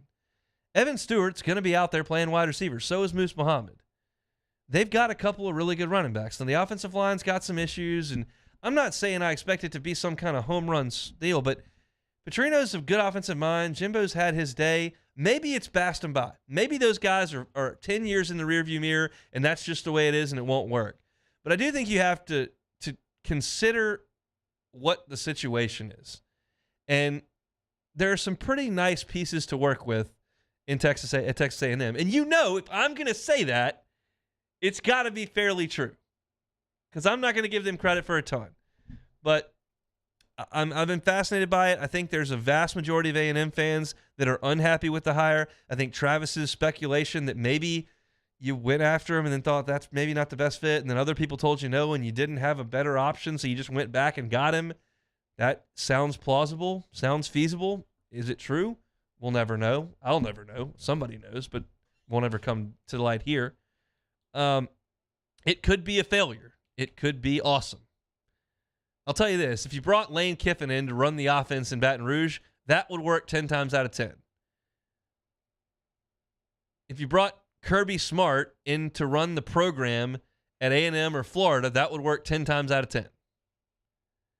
But there aren't a lot of 10 out of 10 things. And most of the time, when a hire is made, the outside world trashes it, and the inside world says, that's awesome. It was kind of the opposite with Brian Kelly around here, which was weird. Everybody outside said, oh, that's perfect, and everybody on the inside said, wait, who? This guy? I don't think so. Of course, there were some people that said, oh, it's a terrible fit. It wasn't unanimous, but it's usually hires. When someone makes a hire in the SEC, we want to be the first to trash it. And when the LSU does something, everybody else on the outside is going to trash it, and vice versa. I'm like a 6 out of 10 on this Petrino thing, thinking it's probably pretty good. But it wouldn't shock me at all if the whole thing falls apart next year, because it was a house of cards as of November. LSU just gave him a little support, which was grossly disappointing to watch. But it is what it is. We're just about done here on a Friday edition of the Hunt Palmer Show. Hope your Friday is going awesome. We'll take one more time out. We will come back, play some Take It or Leave It. That's about all we can do here on 104.5 ESPN Baton Rouge. This is On Palmer. In times of need, get a full list of phone numbers, websites, and other important emergency information on the Demco Stormwatch page at 1045ESPN.com.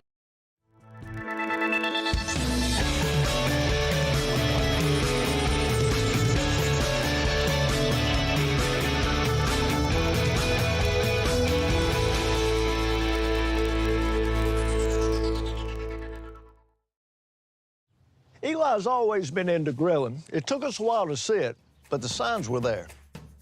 What are you doing, Eli? I knew grilling was my thing. I have been talking about it throughout my career. Happy with the results? I am. Got the new grill from barbecueguys.com. It performed great. My advice, as I always told my boys, do more of what you're born to do. Barbecue Guys, for those who were born to grill. You want cheese on your burger, Pops? I'll take a little cheese. Gulf Coast Bank and Trust is giving our customers the power to bank anywhere, anytime during this challenging event. And we're right there with you. Our mobile banking app is a smart way to manage your money and time. Gulf Coast Bank and Trust, the bank that cares about you. ServiceMaster Elite create clean, disinfected work environments. As a local business, we take pride in serving the New Orleans and Baton Rouge areas. Our cleaning protocols follow CDC and OSHA standards for healthcare settings, offices, senior living, restaurants, and industrial plants. Contact ServiceMaster Elite to get your operation ready for reopening with germ disinfection cleaning. ServiceMaster Elite, the trusted choice in professional cleaning since 1996. Louisiana. It's a place defined by culture, by pride, by passion, by people who do more than love this place. They celebrate it, elevate it, champion it. They are the individuals who embody what makes Louisiana great. The companies that make Louisiana a better place to work and live. The nonprofits leading transformational change in our communities. Champions of Louisiana are all around us, and LWCC is proud to celebrate them because we've always been Louisiana loyal, supporting the workers, the innovators, the change agents of this great place we call home. Who are the champions around you? Together, we can share their stories. Together, we can help our home state thrive. Together, we are Louisiana loyal. Always.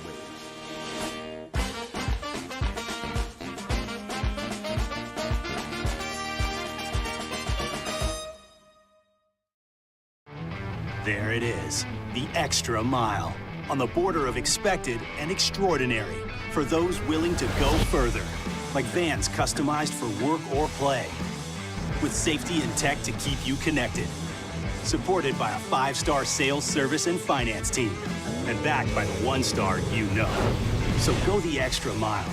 It's never crowded, because so few have what it takes to go there. Mercedes-Benz Vans.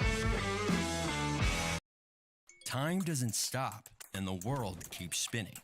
Community, culture, and communications, the powerful circle that connects us together.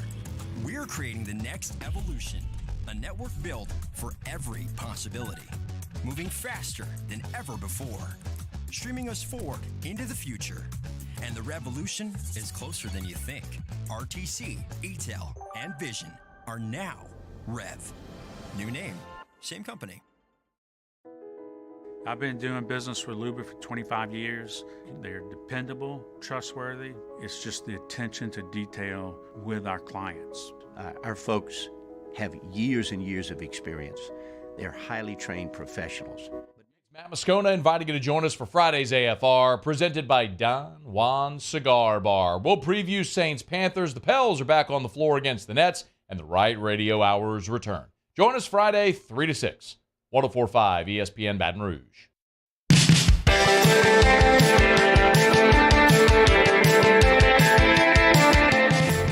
This is Hunt Palmer on 104.5 ESPN Baton Rouge. All right, closing up shop here on a Friday edition of the Hunt Palmer Show. Appreciate you hanging out with us. Hope your work week is coming to a close. Weekend is in grasping distance here. Very much looking forward to it on our end. But first, we got to play some Take It or Leave It, Taylor Sharp. Yeah, let's do it. Okay, Hunt, I want to let you know you started an entire 2-hour king cake conversation in the chat earlier. So let's just keep with that theme, shall we? The king cake baby, take it or leave it. I gotta leave the king cake baby. I don't need the king cake baby. The king cake baby is a little scary. If the king cake baby wants to start doing 360 dunks or knocking down 3 balls or something and can do like tricks, then maybe we can keep the king cake baby rolling in the Smoothie King Center. But if it's just going to be freaky and scary and come out of the tunnel and cause children to have nightmares for months on end, I think we're going to have to leave it. I got to leave the king cake baby. Also, I don't even think they still put them in the actual cake. The babies? I haven't seen them in years. Oh, yeah, this one has them. Rouse's king cake right here's got them. Rouse's king cake, take it or leave it. I mean, you got to take it. They I'll dropped take off it. a whole mess of king cakes to the Guarantee Studios. If you were listening earlier to T-Bob, he had one this morning. Matt's going to have a couple this afternoon. Michelle Southern over on Eagles got one. The girls on Tiger this afternoon have them. Jimmy Brooks had one on Tiger a little bit earlier. So Rouse has dropped off some king cakes. I personally went with the strawberry cream cheese, which is divine. Had it during the hour break. We're going to bring it home to the Myers man and see what his thoughts are on king cake. He likes anything with sugar at this point, which most of us do. So I'm predicting that Myers will eat some king cake instead of chuck it on the floor, which is what he does with a lot of things. By the way, let me just go on the side here. Those people in parenting that thought that like changing diapers was going to be the worst thing they had to do in the infant and in toddler stages, that's a walk in the park compared to these feeding sessions. The food is everywhere. It got to the point where I want to like peel little pieces of grilled chicken so that when he eats them, when he throws them on the floor, I can just like scoop them up instead of like pasta and macaroni. Just gets everywhere. It takes 15 minutes to clean it up. Maybe this Rouse's king cake, he'll eat it and not throw it on the floor. So that's what we're gonna hope. But I will take Rouse's king cakes. I'll take it. By the way, you're a man of good taste. Strawberry cream cheese, Yes. by far the best flavor. Very good. Major League Baseball Hall of Fame ballots are coming in. Carlos Beltran is a Hall of Famer. Take it or leave it. Huh. I read an interesting piece on this from Ken Rosenthal. I'm torn. Here's the discussion. He's a Hall of Famer by his career. What he did in the postseason, what kind of player he was, offensively, defensively, running the bases. He is a Hall of Famer. However, that Astros deal was a really bad look. And he was kind of in the middle of it, kind of almost the spokesperson for it, banging trash cans. So that's a lot for me. Carlos Beltran, I'm going to say I'll take it. I'll say he's a Hall of Famer. I'll give him a pass for that. It's a little slimy, but we all make some mistakes. He was a really good player. I don't feel great about it, but Ken Rosenthal said no. Ken Rosenthal has taken him off his ballot. He's taken Omar Vizquel off his ballot after some off-the-field allegations that came up against him. It's close, but I'll take him as a Hall of Famer. I'll stick with it. All right, try not to be too upset about this one. I know you're an Agate Avi fan. Texas A&M women's basketball title hopes. Take it or leave it. Okay. As far as Texas A&M winning the national title in women's basketball this year, I think I'm going to have to leave it. Now, work with me here as I try to walk you through this because there are layers here. But you know, last night they went on the road. They played a top 10 team on the road. So that's a tough assignment for any women's college basketball team. LSU's been playing well. However, when you get beat 74-34 and you allow one player to have 28 rebounds to your 30, A&M had 6 points more than Angel Reese had rebounds. I'm going to go ahead and leave those national title aspirations right where they are. That is, quite frankly, a poor effort by the Lady Aggies. And look, it didn't bring me as much joy as beating them 50-3 or 50-7 or whatever it was when we beat them in 19 in the football. But seeing that A&M lost by 40 points in the PMAC last night, shout out Angel Reese, by the way, 26 points, 28 rebounds for the Tigers. At one point, she had more rebounds than A&M had points in the fourth quarter. That is incredible. College baseball announced yesterday that the higher seed will be the home team in every postseason game. Take it or leave it. Yes! Take it! Finally! Take it. I have been complaining about this for 15 years. I complain about a lot of stuff, I know. It makes absolutely no sense that we would play 56 regular season games, a conference tournament, then seed all the teams, 64 of them, and all of a sudden LSU's playing in a winner-take-all game in the box, and I got some jackleg team who is done nothing all year, and they're the home team. Absolutely not. I think it was stupid that LSU was the home team in Hattiesburg last year and said it on the radio broadcast. That doesn't make any sense. We have these things seeded. We can do this the right way.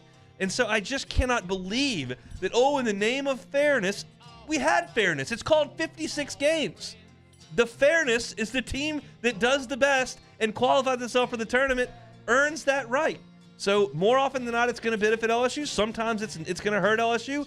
It's the way it should be. We have a sample size large enough to determine who the away team is and who isn't. In the NCAA basketball tournament, hey, just depends on the jersey color. It'll be just fine. In baseball, it matters who hits last. It's a pretty big deal. So I've been complaining about this forever. I'm so excited the NCAA came to their senses. So hopefully LSU has a really strong year, can host a regional in the box, and if they do, they'll be the home team throughout the duration of it. Super Regional comes to the box. We hope it does. They'll be the home team throughout the duration of it. I have a little bit, I guess they're going to have to seed the teams 1 through 64 to make sure that they get it right when it gets to Omaha and you got a 3 seed from both regionals, wherever. So you're going to have to seed the whole thing, but we can do that. We have the ability on Memorial Day to go ahead and seed this thing. So I'm thrilled the NCAA came to a senses. That is a win for all. When I used to do airing of grievances like a Festivus, when I used to complain about things I'd change in sports, that was one of them. That always made no sense to me that Southeastern can be playing a regional in the box as the 3 seed and be the home team. That doesn't make any sense to me. But that's a good thing for the NCAA. All right, that's it for us this week. If you missed any of the show, you can always catch it on demand, 1045ESPN.com, Apple Podcasts, Spotify, YouTube, wherever you catch your sound, you can catch us. We open things up talking about Anthony Bradford, LSU offensive lineman, headed to the NFL draft. What does that mean for the Tigers on the offensive front, as well as what's LSU doing in the transfer portal? They've got visitors on campus this weekend. I told you about it. David Grubb, Hard in the Paint, talking Pels. They play the Nets tonight. Went through my NFL tiers, get you set for Week 18 in the National Football League, and gave some thoughts on the Saints and Panthers. That's all in Hour 1. Hour 2, preview Texas A&M, gave you some statistics, metrics, keys to that game, and Travis Brown followed that up at 2:30, gave you a great injury report from his press conference with Buzz Williams. And we also play Take It or Leave It to finish things off. That's going to do it for us. Matt Moscona is about to drive you home from 3 to 6 on After Further Review. Have a wonderful and safe weekend. I'm out of here. We'll see you on Monday. Same time, same place. 1 to 3, 104.5 ESPN Baton Rouge.